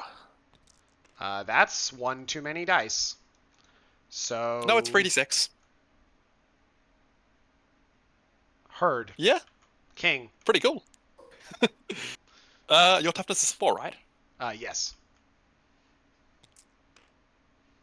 It is 4. I'm not like misreading some. It's 2d6. Yeah, it's 3d6. Yeah, it's just strength 3. So 3. 5s, but 2 are 2 mortal wounds and a 4 up. So I take 2 mortal wounds. Is there anything I can do to pull out of like a thing here? Pull out of a line of sight or pull out of a range? You've got of, proper like, line of sight of the entire squad. Perfect. No. Cool. Oh, why won't they pick up? There we go. Oh, the only thing here is there are some guns that's for 12-inch range. No, but I can't pull out of those. Cool. This Venom number 3 is going to shoot into it. Okay. Also, I've got a paint token back up to 3. Okay, Venom number 3 is going to make it 6 shots. Nice. Hitting on, freeze, rerolling, fails, sustained hits. Nice. Winning on freeze. Oh, okay. 4s. 5 saves, AP1. Yeah. Got him. Okay, they did. Cool. I'm up to 4 paint tokens again. Man. The paint token economy, real strong right now. Yeah. Glorious. It's going to be great right up until everything dies. Yep. Okay. Yeah, I'm pretty sure that's my turn. Man, fast turns, right? Yeah. Scoring, bring it down for 2. And extend Scoring, 5. extend battle lines for 5. Good. Pass through to you. Okay. So Shadow Sun can come kill this Venom, right? If I drop her out of the sky. It would be very nice for this You will Venom to pop. try. Yeah, I mean, you got the 4-up invulnerable, yada, yada, yada. Got stealth. Yeah, but she hits on 2s and has rerolls. She's Ballistic Skill 2 and has rerolls. So if she gets observed, then I can't be better than Ballistic Skill 2. It's not +1 to hit. But the Devilfish gets to come to here, guaranteed, and drop out the Breachers. And then the Breachers get to pop the Venom. And then Shadow Sun kills all the contents of the Venom. And Limits of 4 normal saves, so... I mean, well, the Breachers are just 20 attacks on Ballistic Skill 2, rerolling 1, sustained 2, and then 6 the indirect AP1. absolutely kills them. But so I think my point is that Shadow Sun needs to go up here. We hate the fact that you haven't drawn Assassination yet, and I might give it up from Shadow Sun, but I also absolutely need to fucking murder you here. I'll fish for it. Excuse me. I guess if I go stealth suits, it's actually slightly better for me. Yes, it is. Okay, so I spend 1 CP. I pick up these stealth suits in the middle. I see if I refund it. I do. I get a CP back. And then these guys are in orbit. Oh, are you aware of Urian's revive ability? Yeah, he's going to stand back up. Yep, cool. For sure. End of phase as well, which is the important part. Yeah. It's fine. Okay. Not my movement phase, to my command phase. We draw. I get Cull the Horde and mark for death. Cull goes away. I get to bring it down. I pass to you. Mark 3 targets, please. Oh man, the pressure's really on here. Well, I mean, the easy one is the Raider. Raider's not going to die. Okay, here's your tokens. Yep. Raider, probably this Venom. I feel like that's actually pretty safe. You've got the Devilfish, which can disembark. Yeah, it moves up to 18 and disembarks the squad. Yeah, and then they shoot. Let's say it goes. Let's say it goes the big distance. Disembark 3. You're like 15 inches. Out of range. You need a 5. Yeah, you need a 5 to get in range. Even then, they've got like 4 rolls. I'm not an objective marker, so they don't have rerolls against me. Yes, some pretty gods they just don't kill me. So that Venom there, because you're struggling to kill it. Okay. And then probably this Venom here, same reason. I'm not sure you can kill it. Yeah, we'll do that one there. So that 1, 2, 3 transports. Yeah, hit me with your indirect. Okay. Those are the ones I'll mark. Great, and I bring it down. So then this is back to me, and then we need to do this thing. There we go. Alright. Terminates in that location. Hammerhead moves 10. Yeah. Just out. Cool. Fair enough. So then, and then this guy here is nothing. This guy, we said it terminates in this building, so that's correct. And then this is the last one. So those are 3 dead. Those are 3 dead models, like 3. I can't kill any of them, so I'll spend 1 CP and we will redraw Mark for Death. Yeah. I'm at least going to try and bring it down on this Kronos and that Venom for 4. And Mark for Death goes. And we get Area Denial. Beautiful. Easy enough. Yeah, exactly. All you have to do is feed me something. I mean, that's fine. We got plenty of options. That's what you got. Plenty of chaff to do that with. Yeah, stealth suits their advance. They get the 6. 14.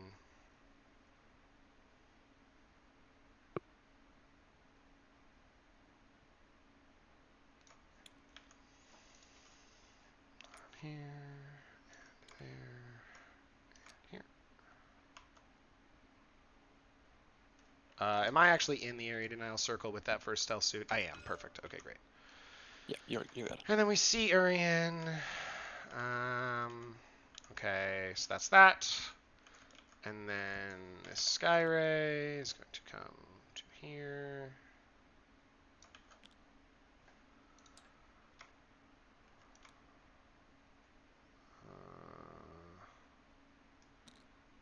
Like so. Okay. So what's that charge then? Gonna go here. And then, okay, so it will be better for me in this case to have this be 2 inches back, and I rotate it. Ass first, everyone. Yeah. Well, because otherwise I don't. Otherwise we don't get through. But it looks to me like like it's at least a 7 charge. Yeah, it's a 7. It'll be a 7, and then that'll get me within 1 of you. Okay. So just measure right to the shadow. It is a it's very comfortable. It's a 7-inch charge. Yeah, right. If I'm at 8 flat, it's then very close, 7 but it's 7 puts inch. I'm in 1 and yeah. Okay, great. Yeah, I'm happy with saying it's 7-inch. Okay, so then the Devilfish needs to advance. He will advance 3. He will go 15.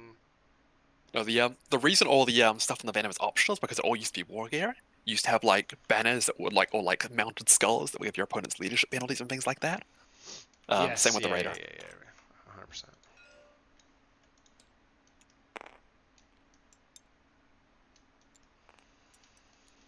Can only do so much here to deny you primary. My team doesn't need me to try and be crazy. They just were like, hey, get a win. And I'm like, yep, that's happening. No, I think your team's already beaten ours in this one, so you're good. Oh, yeah, no, but it's like personal, right? I understand. You want to win because winning's fun. Oh, no, I want to win because my fucking reputation is on the line. See. Can't just randomly lose to Drukhari. That's not even close to acceptable. Yeah, no, dude. That's not. Your army is only able to beat me if I make mistakes. Yeah, my goal this game is to see how far I can get away from the 20-0 result. So I'm actually pretty happy so far. Yeah, as you should be. Well, I mean, right, it's the thing where you avoided getting 20-0'd instantly by winning the coin flip at the start, and then you've avoided the 6 dead draws in your deck for 6 of your 10 draws. Your 12 cards are now 50% cards that would have been dead draws.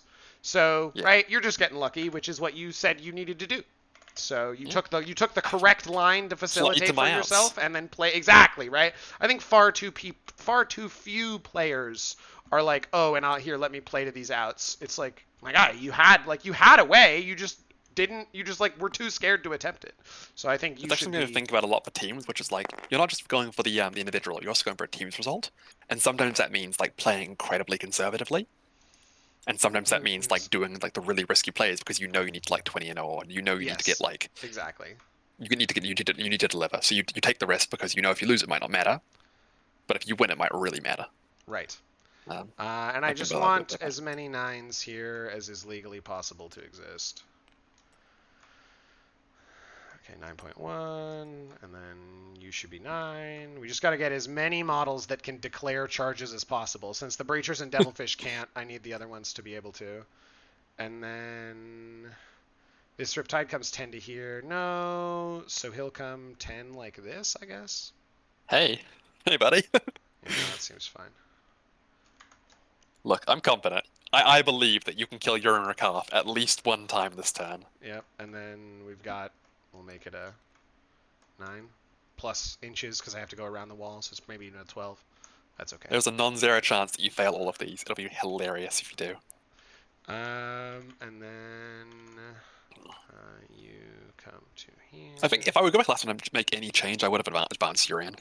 If I get him to here. Oh, does the casket have assault? No, it doesn't. It doesn't. That's what I was weighing. Got it. But I feel like I could have just I should have advanced him, and then I should have disembarked and killed the squad here. I should have suicide something into them. So that Urian wouldn't be so in the middle of this point. Well, yeah. If you don't get to charge him, this becomes a very different story. And if there's a unit of like incubi standing here, you don't get to disembark where you are. Or you don't have to stand there. If you're actually move blocking me instead of not actually move blocking me. Yeah. 100%. Yeah. There's also a world where I disembark like quarter of the arc onto Park here, because scoring this primary is going to be a big deal. But also having units left over for next turn is going to be useful. And then these guys literally can't see anything, so that's fine. Like, I am set up for potentially a very nice no prisoners turn next turn. Yeah, I mean, like, again, there's only so much I can do when when the card draw are perfect, right? Yeah.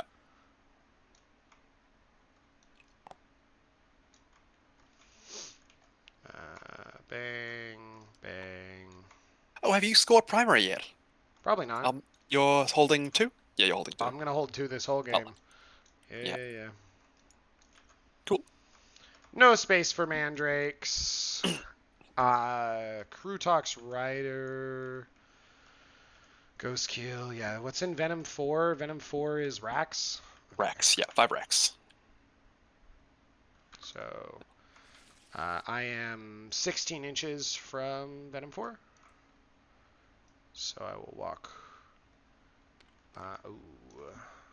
There's a witch that I can probably see.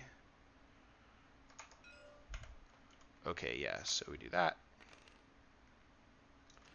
Get line of sight on the witch in the building. Stalwarts is a thing. Hasn't mattered yet. No, there's no action where you've needed to. And then I have.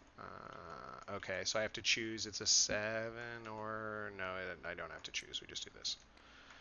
And then that's a 7, which is a 6. And then I shoot that witch. And we're over here. Dox Rider comes and hangs out like this. Hold the screen. Pathfinder just moves back. Move up. Where's the 26 from this raider? Okay, we're safe.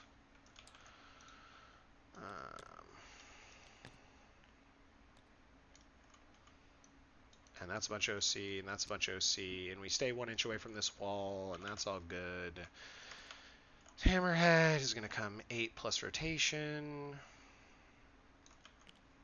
And the Sky Ray is going to come 8 plus rotation.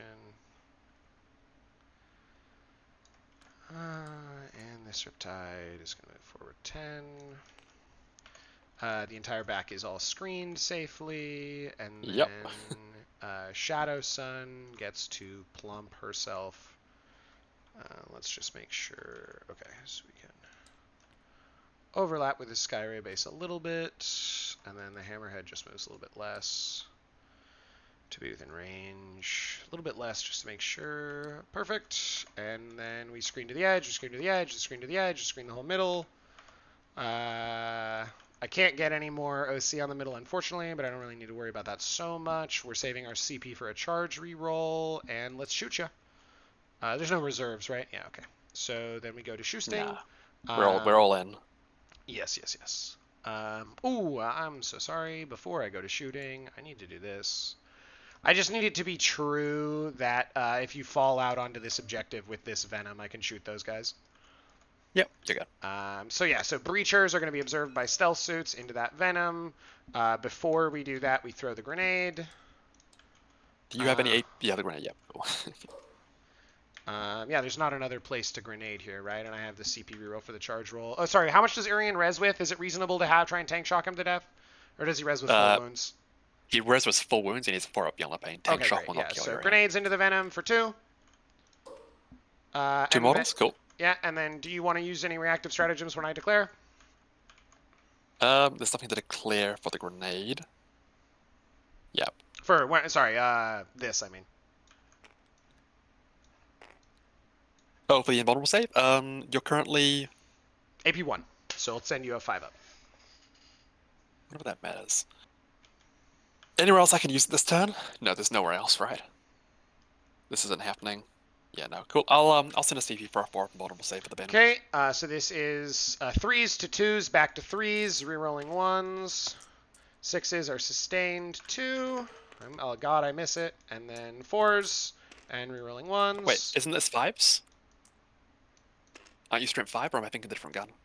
I don't. You can look at the gun on the yellow scribe. I'm strength 6. Are you looking at Are these the pulse blast? Oh, pulse blast. Yeah, never mind. You're good. Yeah, my You're good. gun. Yes. Yep, 4s. 13 Cool. 4-up saves on your Venom. Good. Takes 4 and dies. Sick.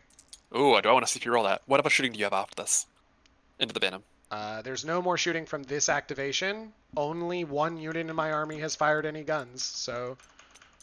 But of course, the Devilfish can still shoot? No, it can't shoot. Nope. It will CP roll that, because I believe otherwise the only thing, the thing you've got going is indirect, right? Stealth suits. They have...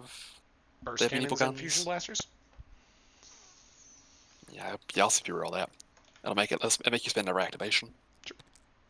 I Okay. fail. Doesn't matter. You're down to 2 Right, cool. I'm CP, down by to the way? CP. Yeah. Okay. Yep. And do you explode? I'd like you to. That's a good question. Oh, I would it's like not not It's to. not D3, so it doesn't matter, actually. And then, It's one before flat you one. move the model, disembark. Yeah, disembark. Okay. Anything I can do that's funny here.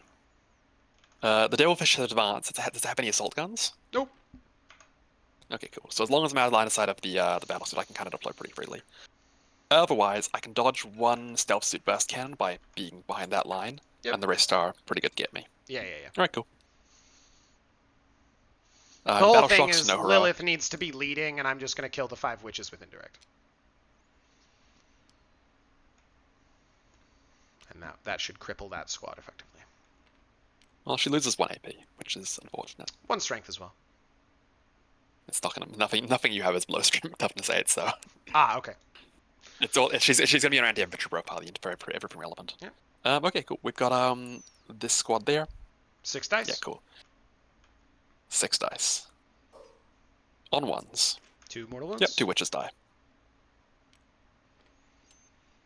Yeah, you'll get them. Okay, great.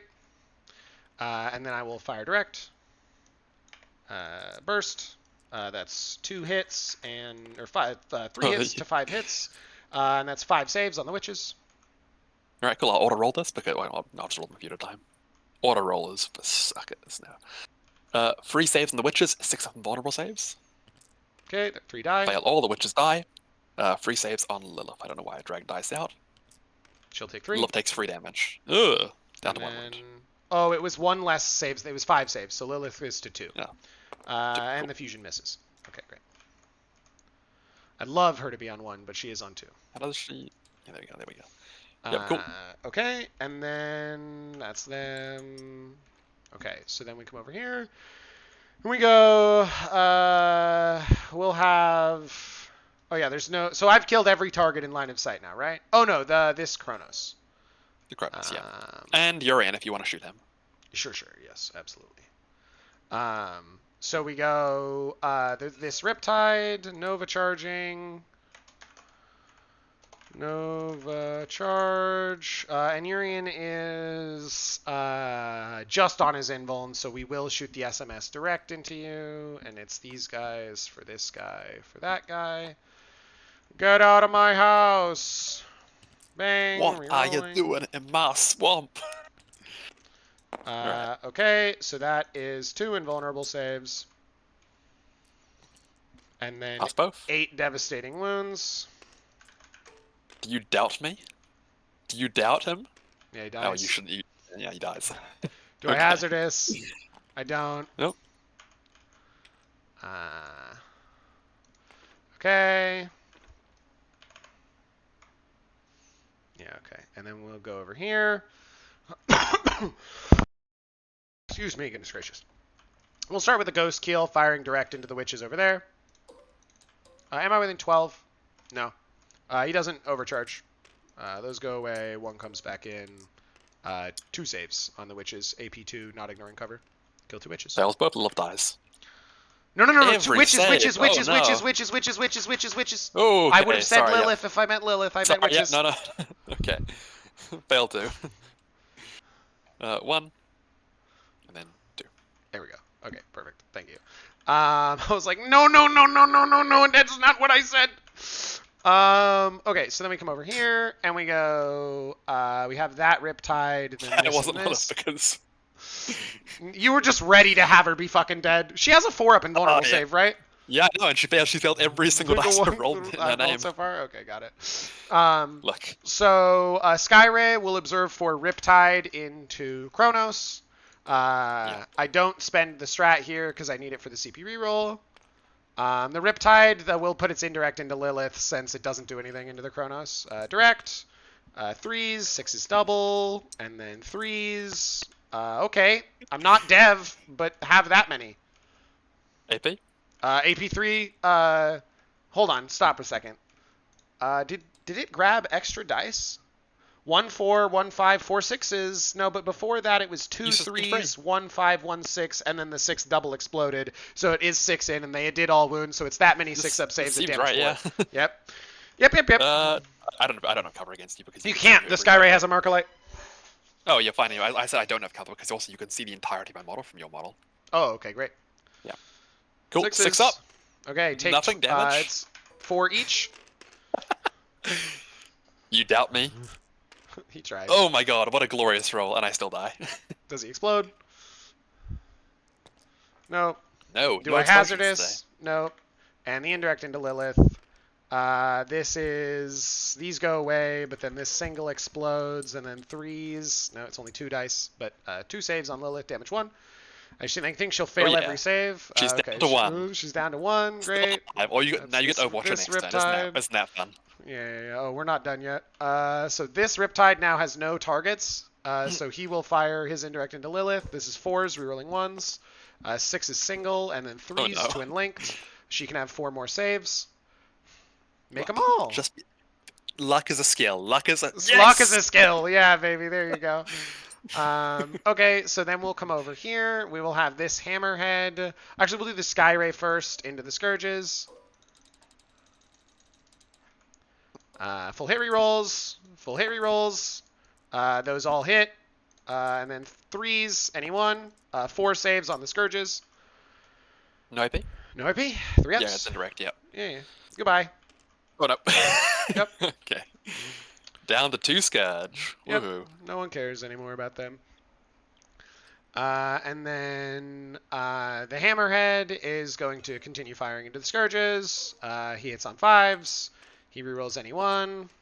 5 explodes. 3s, twin linked. 1 more save on a Scourge. Probably kill him because it's dramatic. Oh, no, not yet. Okay. Nope. And then we go to this Skyray, who will indeed just fire all of its attacks into Lilith in an attempt to kill her. 5s and 6s. Do you mean the indirect guns? Yeah. Yep. Yeah, that makes sense. So it's 3, and then that's 3, and, be good at the game. Like I said, luck is a skill. Just she's dead. Oh, wait, I don't know. You already CP'd. Yep. I see, yep. So you just pick her her up. And then I wish I'd saved does Urian res on a 2+? Because if he doesn't res, this is really funny. It's very funny, yeah. Are you ready for it? Okay. Oh my god, he's back. He's back. And then here's the 7-inch charge, which I will make on the 8. You got it. Just to put model on point. Don't you want to tank shock me? You know you want the tank shock. No. No, I'm good saving the CP for next good. turn. And then that's bring it down for 4 and area for 5, and I pass to you. All right. What's your OC on the point? You've got 3 OC on that objective marker. I have 3 OC on each of the middle objectives, yes. But you can't. Flipping me off of either of them doesn't deny me any primary because I'm on my safe side. Yeah, but it's more if I need them. For sure. But you've already drawn area, extend, secure in the first couple turns. Very luckily for you. Seems unlikely. So yeah, it should be unlikely that you need to flip. All right. Okay, go to my turn. I'll lift the mandrakes. I remember this time. Yes, absolutely. Well, Although I've screened the entire board. Yeah, it's a little doomed. All right, cool. I will draw my secondary. And you do get 5. Still more style? Oh, I'm so sorry. I owe you a charge from Ghost Kill into Venom on top side. It probably fails since we didn't remember. It does succeed on a 9. Woo! You're in. Free movement, I guess. Yeah, free real estate. We go 9 to here. Yeah, I know what you want to do. And then you want this one is, thing, and it's then that disgusting. is the tank shock. Yeah, that is the tank shock. Because if we high roll and just deal 6, we kill you. And you'll take 2, unfortunately. I wish it was more. And then, do I kill you in melee? I get 1 hit. It doesn't wound. And then the Sky Ray into Urian is 2 hits, 2 wounds. You're in Ricard for roll. He will take 2 so far. Yeah. And then he takes 1 total. Takes 1 damage. Okay. Yeah. And then, I have to be basing you, so I base you right there. That's what I should have sent Urian up here early on. That's the other thing. Mistakes made. Yeah, it's fine. Because he could have scored that. All right, continue. Well. Sorry, we did the thing that we said we intended let's to go, do let's now. go, let's go. Yeah, okay. We are into the next turn. I score 5 per primary. Take that. Yeah. Okay. And then you're hostile, for easy enough. Engage in all fronts. Sad. I can do 3/4 ought to be very easy. Yeah. Whatever. Yeah, that's fine. So I can just disembark free, run 8. Yeah. I guess my entire then I advance 1. My entire squad gets beyond this line. Absolutely. That's that table quarter. And then this table and this table you have automatically. Yes, chef. Easily enough, yeah. Have you seen the bear? Yes. Man, what a good show. Oh my god. Yeah. All right. I was saying yes, chef, way before the bear got popular, though. There's a... just the way you said it, it reminded you. Yes, as it should. Yes, as it should. As it should. All right, and we're 15 minutes each with 2 turns to play and basically no models to move, so we just run it down. It's fine. You want to talk it out? Okay. So I guess whatever's good. I know you can. Don't let me force you into talking it out. But as long as you're still having, that's good. It's as long as you're still having fun, then roll dice. I enjoy myself. Honestly, this has actually been a really fascinating game just because of like how I've had to play in a very conservative fashion. Yes, yeah. You stopped the 20-0 for sure. You got 52 points. Yeah. You're right. It might be 19-1. Yeah, it might be a 19-1, no, but I'm likely to score another primary, probably. Yes, I don't think you can quite get. I mean, I guess you got tank shock as well. I wonder if I can put enough OC on the subjective marker to stop it. It's possible for sure. Yeah. Well, I think what the actual answer is, I probably pull back my raider and I park it over the wall there, and I disembark my entire quarter of the Archon squad over here, and then you can't kill that. I mean, I can, because I can get 18 hits from 6 shots, and they can all wound at AP 2 damage 3. But, I mean, it's unlikely. True. Okay, so maybe the actual answer is I pull back everything, I park it around the wall here, and then as you kill my vehicles, I disembark onto the objective marker. And then you just hope and pray. Yeah, my only goal is to make sure I score that primary, I think, because that's what matters here. Otherwise, engage in all fronts is done by the Cavalites, the Cavalites in that venom there. Yep. Is there any way I can get that third front? Is there any world in which this thing can somehow get? No, there's no way. I believe this. You can absolutely get engaged for 4. Yes, this guy can do the auto advance thing and yeah, but he's got to get around the wall. Okay. I just am saying I think that abandons your if this transport squad and this transport squad and the transport all leave, then this primary is gone. I'm not getting for sure. Yeah, so I'm getting I'll just start pulling stuff out, and you can tell me what you want to Overwatch. Yeah, you do. If we're rolling dice, then we roll dice through to the end. I'll just move stuff. This is me figuring it out. I'll advance the Rex for the purpose of engage. Make sure we know we can get. I need a 2. Yep. Yeah, cool. And then they engage. We know they're here. Yep. Cool, they're here. Yep.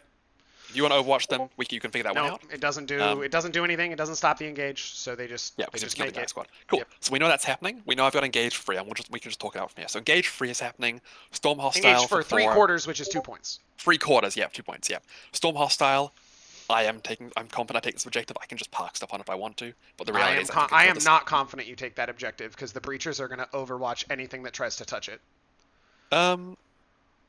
Okay. And it's Venom 3 just holds some dudes, right? Yeah, it's just incubi. So yeah, it is. I am not confident because also if you charge this, I'll heroic into you with breachers. Split your attacks. Breachers get killed if they heroic. But I just need 5 OC. You've got 2 OC. OC. Yeah, 2 OC exactly. Okay. So that's why I'm I'm not confident you flip that back with. I think it's a lot of dice rolls. Okay. Well, here's the answer then. I'll explain this. Here's what I'm thinking. I disembark the incubi over here. They're 3 inches this way. Okay. They park out of line of sight off your breaches. Okay. And then I turn and I side charge the venom into them. Okay. So are we happy? I can kill a Venom in Overwatch just the same as I can kill Incubi if you're on the objective. If you're not on the objective, then the Venom is likely not dead to an Overwatch, not in the same way. Yeah, I see what you mean, yeah. The Skyray obviously has 3 Seeker missiles that have full hit rerolls and sustained. And I have fully killed a Venom in Overwatch with a Skyray before. So if Urian stays engaged, that denies that Overwatch, and then you're good there. So one thing, I disembark with the side here. I pull this way. Out of line sight of these guys, I can charge into the Skyray to get my... From this side? The rolls matter here.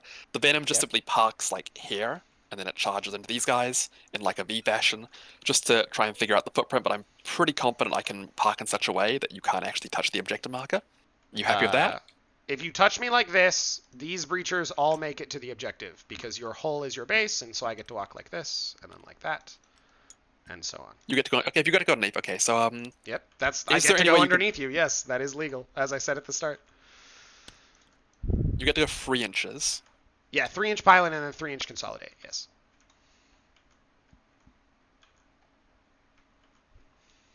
So you get to go. Yep. And obviously, if you're touching like this, then these guys are coming around this way and onto the point like that. It's the back of the base that needs to get there. The back of the base. This breacher cannot. This breacher can't. Yeah, I'll do. One goes here, right? We'll touch like this. No, one's there. Okay, cool. And then these guys will go up to 6 inches, swinging around you, over here. Yeah. I just don't think you storm here unless you like crazy high roll. Here's a question. If I charge over this side, if you pile in, you must base, correct? If possible. Yes, absolutely. Also, keep in mind, anything charging the breachers is going to get photons for -2 to the charge roll, and potentially you become battle shocked, which may affect the rest of the interactions as well. I would need a free to charge then from here. Yeah. So I can get the edge of my model to there. Free to charge. So if I charge like that, you can consolidate post. Yeah, I'll block myself here and here, and then these guys will all swing onto the point. Yeah. Okay. So I need to find a better way to block them off. And you're saying you will just overwatch the Incubi? Oh, the Overwatch on the Incubi is this. Yeah, it's this many with sustained and... Yeah. Here's what matters then. It's the Okay, so think of this through. Okay, so it's just the Overwatch that matters. The Incubi are going to get out. You're going to Overwatch them. That's the first order of business, I guess. Oh, okay. So I don't know that I necessarily Overwatch, right? Like what we just said, it looks like both Photons and Heroic are better for me here. Cool, but then if you don't Overwatch, I'm going to move the Venom up, and then I'm going to attack. I'm going to tap you the Venom first, and then the Incubi going. You don't get to Overwatch them when they kill you. If you declare if you set that up, and yes, okay, sure, yeah. So I set that up here. Here we are. Photons. Does photons apply to your unit or to mine? It's yours. But also, my other strat is if you charge the breachers. I don't know. I don't think this is relevant here, Bryce, but I have to say it in case it becomes relevant. I can get back inside. Yes, exactly. Yeah, but I'm fine with that. So I disembark 3 inches out. Cool. 3 inches out, 3 inches. Yeah, I got you. 3 inches. And then I run at you. So I'm not overwatching here because the breachers are not all in. Yep, I'm going to go 8 inches. Cool. That gives me closest mini. I'm in cover. Do you have Ignore's cover? No, not in this situation. So you've got a Pulse Blaster from 6, -1 damage 1, Assault, 2 shots, 10 inches. Okay, cool. So that's the front mini. I'm not wrong. These guys are definitely 8 inches. Let me just check that before I go any further. Oh, I think so, right? Because only the modified dudes are... No, they are literally 7 inches. You are going too far. Yeah, Archon is 8 inches. I'll make the Archon the front model. Okay. So... Yeah, just I molded it out for you to replace the Incubi over there with the Archon. Oh, shit. There you go. Right, and then he goes back, and then cool. Basically, we know what the front charge is. Sure. I'm not on the objective marker. You don't get real wound rolls. Do you want to make your Overwatch here? Let's see where every one of your models ends up, and then I'll decide. Yeah, cool. Yeah, so if I Overwatch here and kill 2 or 3... I have to hold within to get the cover bonus. Yeah. I'm only OC3, and then the Venom gets to come over and flip And so I think I probably then just make the play of get back inside the transport so that I can table you next turn, and you get Storm. And then I would get Storm. Which you solved it. So. Yeah, cool. I think you're happy there. Yeah. For me to continue to play, I use my move by Venom up here. So we'll say my Venom's up. Yeah, I don't Overwatch yet. Yeah, exactly. We wait. Yeah, cool. So now you know I'm committed to the possession. Then it's a matter of, so we know I'm solved for Storm. We know I'm solved for containment because I've got containment here and here. Yep. Engage, yeah. So now it's a matter of solving for home field control, which is just a matter of I guess denying you locations to stand. You get to go 10 inches right. Man, it's actually everywhere. So I could just block most of your. Cool. I space out the. What's your IC here? 3? Yeah. Okay. So I. The witches, they're already dead anyway. And I'm just gonna space backwards, I guess. Okay. And the goal here is just to make it so you can't get line of sight of this part of the map. The objective. Okay. The Venom's gonna fall back, I guess. So line of sight onto the interior here is what we're trying to avoid? Yeah. The Raider's gonna fall back and pivot, and I'm probably gonna disembark the squad of the interior. I don't think. Where do you have to be to get line of sight of the interior? I don't think I have yet, but I'm just thinking that one out. Yeah, it's so like let's say I park closer to you. Park there. You've got fly right. So I have to I mark don't back. think the Witch has that much movement, but. Oh yeah, cool. Well, I'll roll an advance roll, see if I do, and then. Now they do. Cool. They've got enough movement. Yeah, cool. Thank you for checking that. Yeah. I should actually keep that in mind. So you need to go 10 inches. I've got a block. That's very hard. Well, the Mandrake squad will advance. They're in orbit. Yep. They're in orbit. They're in orbit. You said you picked them up. They don't get. Oh yeah, sorry. In which 9 inches out from you, right? Yes. Yep, you're right. So back model can go to there. And then like around. Too close. Too close? Yep, 9.1, please. Yeah. Thank you. Thank you. This guy's a little too close as well. Good. Cool. The Scourge will block the remaining locations. The Scourge can go like here and there. Here. Ooh, okay. And I'm just looking at this. I want to say back of your model goes 10 inches. Yeah, you're blocked. Confirmed. There's no left. There's no left. Okay, cool. Confirmed. And the Court of the Archon squad will disembark over the wall. Currently, the best lines that you can get is if you somehow get like 1 inch out from the Venom. It's non-existent. Down. We have achieved. Yeah. I'm cool. gonna bomb in you with 33 shots of indirect into the Court of the Archon, and we'll see if they have more than 3 OC left at the end. Yeah. So I just need one Cabalite and any one of the dudes aside. The Archon, basically. Yeah. Absolutely. So I'll just make sure that's in the objective. Yep. You got all the way out to here. Cool. If you care, by the way, right? You said that you were maintaining a line of sight line like this, so you do need to obey. I not like that. I was like this, because you can't make it to there. Okay. I mean, yes. My edge gets to here, and I shoot like that, so I'll just hold it out for you. Okay, cool. All it means is the slip has to be around. That's the hard one. And a right click will. Yes. Okay. Great. Can you fall back and shoot, or fall back and shoot and charge? Fall back and shoot. Absolutely. Yep. Okay. So leaving you tagged to the Venom was probably a good idea, but yeah. Because I think actually no. Yeah, I've made the decision. Who cares?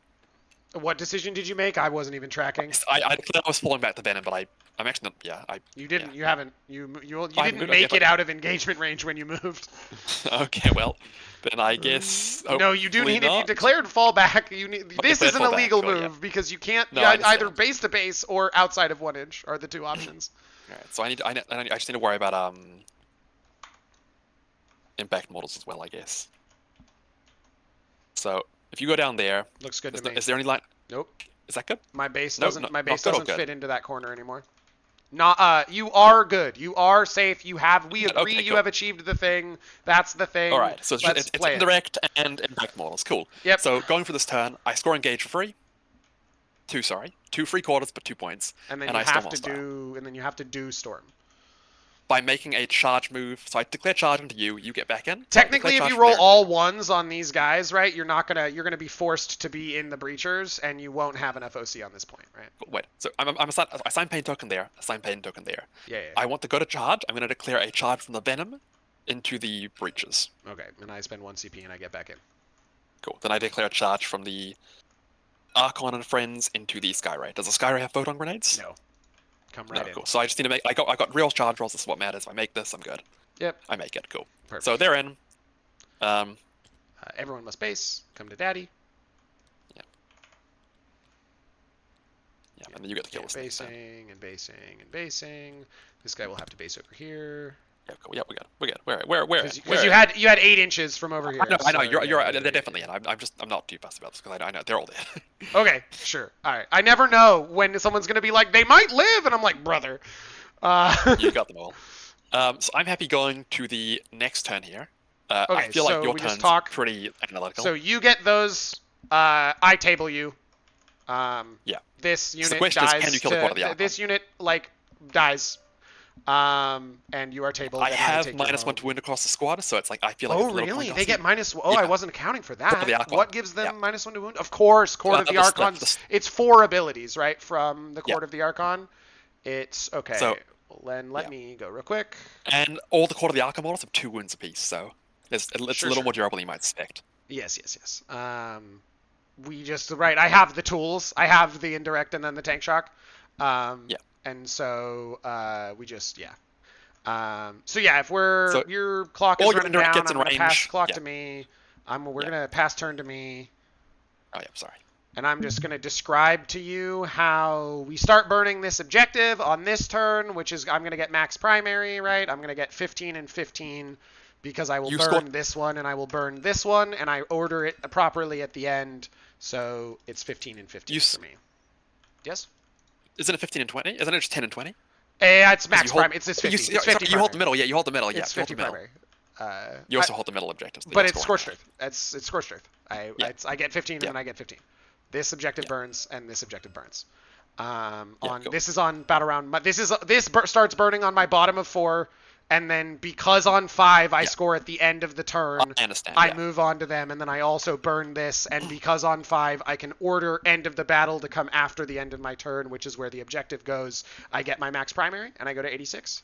And so then... Regarding the tabling thing, the only important thing is just make sure allocate units to say, tell me what you're shooting, so we know what shooting is assigned where.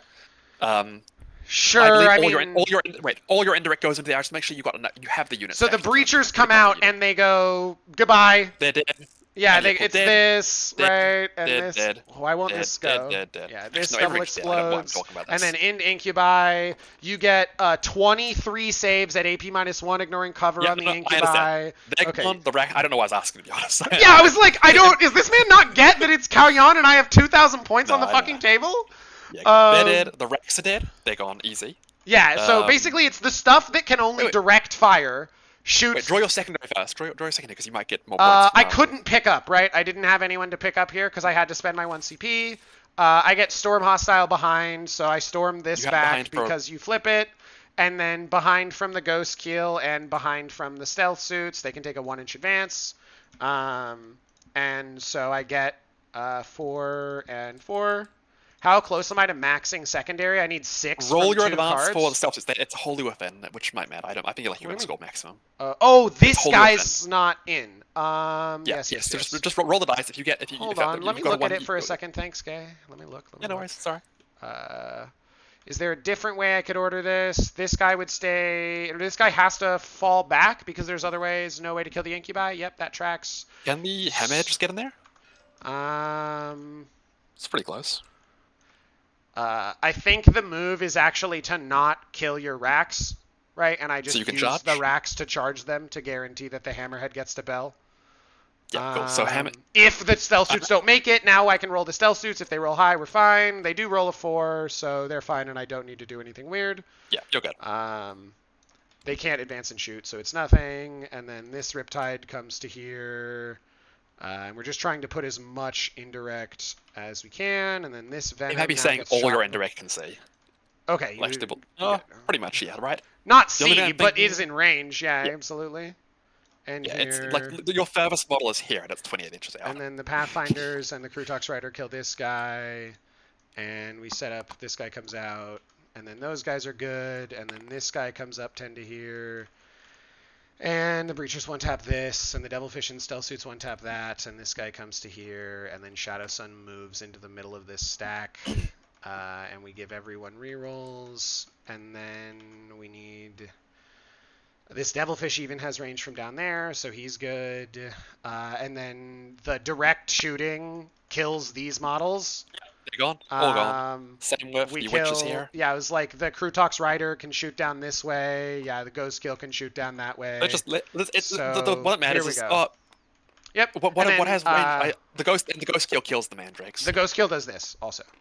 Oh, the Ghost Kill doesn't have blind sight of Mandrakes. What shooting Mandrakes? You've gone 5. You've gone on 5, so I don't actually need to kill any of these models. I don't actually need to kill any of these 8 models, right? Because you've gone first on turn 5. Yeah. Oh no, you could have secondary left. I see. So hold on, let me set this up correctly then. No, hold on. Let me just set it up correctly then. Yep, you're good. Which is these guys come forward here. They set up to observe into the racks for the Pathfinders. That means these flip. Then this guy could have moved. Yes, okay. He could have come a little bit further, which gets him rapid fire range into these witches. And then he puts, his 4 shots down range on 4s, on 2s. I hand the witch a save on an AP -1. Kills 2. And then, yeah, okay. And then let's, okay, and then this, okay, so just real quick, just for myself, I need a -1 ballistic skill penalty for the guys that have to be observed and direct fire into transports. Because their indirect is -1. And that will happen across a bunch of units in my army. So let's grab -1 AP for these purposes and go, it's the, you can't fall back in action, right? And you can't move on to the primary. So any unit that is tagged by my army, I don't care. Right, okay, so but I need to blow the transports off of this point. So that means this Sky Ray is -1 ballistic skill on its indirect so that it can do this into a Raider. 3s. I've got a 4 model save for this one. Sure. I mean, yeah, yep, cool. yeah, that's fine. Yep. I fail both anyway. Damage. It's a big number. It's 2d6 plus 2 for 11. Cool. Yeah, so good. The Sky Ray clears that. 1 Riptide trivially clears a 4 health Venom because any 1 shot needs to go through. So then that should all be good. That's fine. And then I don't need. It's just these 2 guys marked with -1. Right, cool. And then this Devilfish, I will also mark with No, he wouldn't be observed. He would just shoot direct into them. He's fine. Okay, so it's this, and then I shoot into you, and we go 1, 2, 3, 4, 5, 6. Did I lose a Sky Ray? We did, yes. It's Are you sure the Devilfish isn't marked? It's only got the 1 Seeker Missile? Oh, it's got 2 Seeker Missiles. Probably it's fine. It's got fine. It's got 2 Seeker Missiles into this Venom, and then I just charge you. That was the thing where I was like, this Venom being alive doesn't matter. Yeah. Yes, exactly. And the Stealth Suits and the thing can just charge him. The Breachers get out onto this objective and absolutely roast the Incubi observed for by the Stealth Suits. And then I lost a Sky Ray somewhere. Here it is. Because this Sky Ray falls back, whatever, this way. Just to be screening Mandrakes and doing random shit. All right, into these guys. Right. We go Hammerhead first. Not that many. So we go 5s. Anyone reroll? 3s. 2 saves. I'll take these on 2 Cabalites first. Oh, I'm so sorry. This is Twin Linked. That fails because you're -1 to wound. I gotta remember. Yeah. Cavalite first. Cavalite. 3-up save. Yeah, he's good. And then Sky Ray goes. Boop. Rerolling 1s. And this guy is -1 ballistic skill, so none of those hit. 5s. He'll reroll any 1. 6. And then Riptides. First Riptide. 4s. 2 saves on the cabs. 3-ups. Yep. Good. And then the next Riptide. And rerolling 1s. Oh, rerolling 1s, I said. And then he sustains. And 4s. 2 more on those cabs. So we get a cab. Fail 1 Cavalite gone. Last Riptide. And sustained, and Twin Linked, 3 more saves. 3 more on Cabalites, yeah. Cool, lose 1 more Cavalite. So 2 Cabalites are dead total, and I have 1 Devilfish left. So yeah, I didn't pull it off. Devilfish explodes. And 4s. Nothing. Okay, great.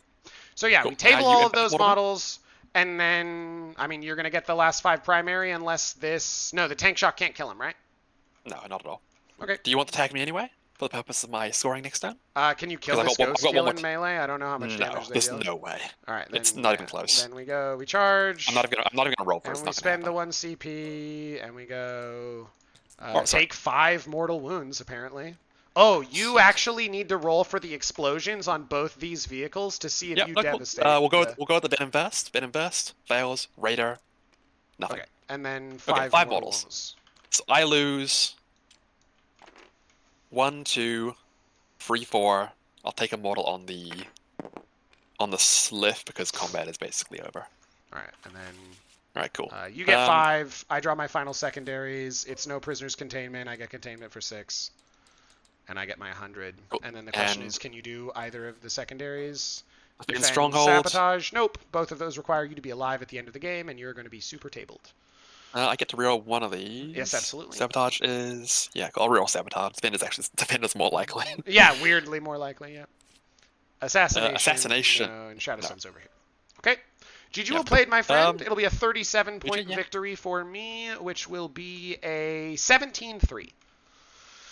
I'm actually pretty happy with that. I think you should be. There were a bunch of different dice things that could have gone way better for you. And like along the line of the original play, I think the biggest issue was that it was sort of false to begin with, right?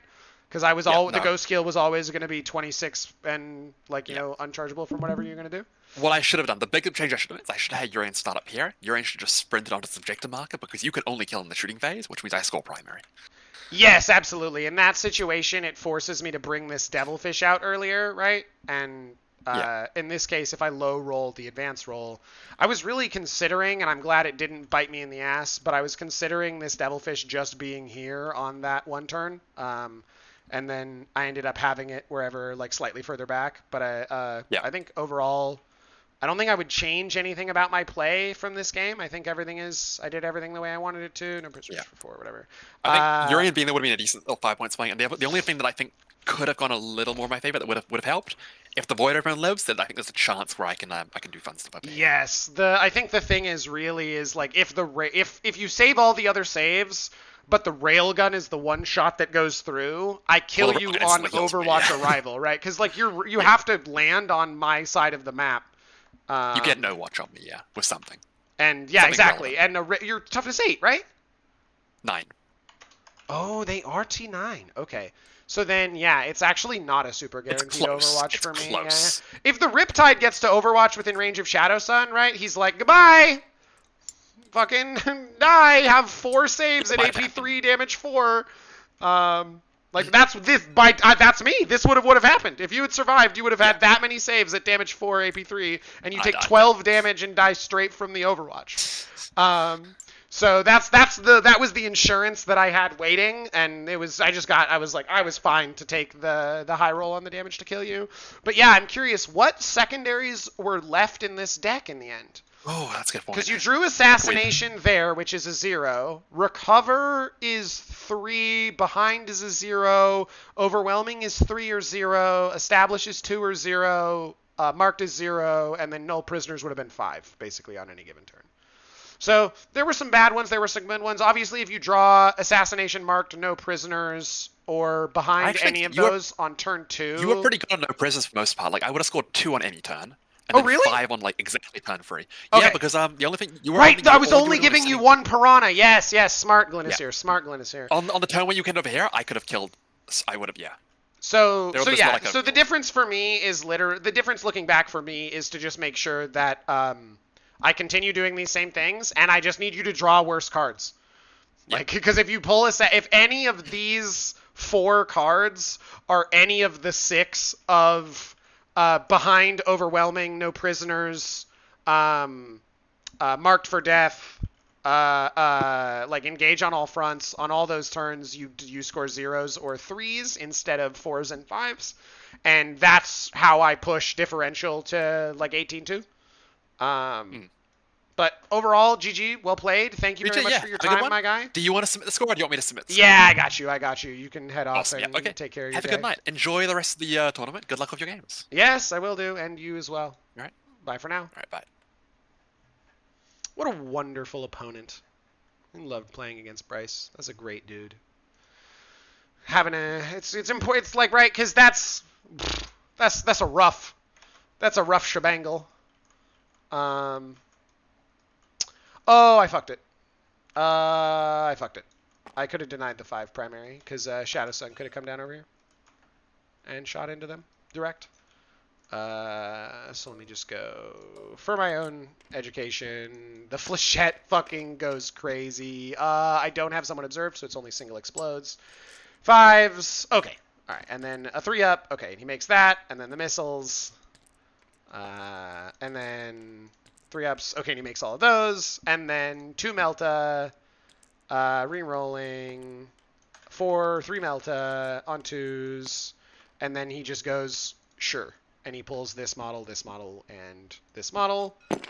And holds the point. Okay, good. So even though I missed that like deep strike play just because we were going through everything so quickly, yeah, I think that's a good reason to be like, if you want to talk it out, I get whatever I want. If you want to not talk it out, then like I'll roll dice and think through my plays.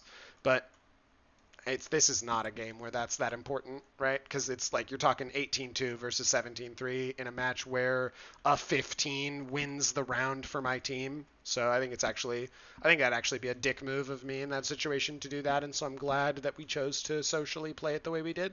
Yeah, that all sounds right. Okay. Thank you very much, my friends, for tuning in and following along for another game of Kauyon Tau. We love racking up the hundos. And we're sad that we don't have all these stealth suits in access anymore. But I think it is specifically and statistically correct to be playing 2 stealth suit teams here. We hate not having sustained 2 because I have to actually roll dice on the final turns.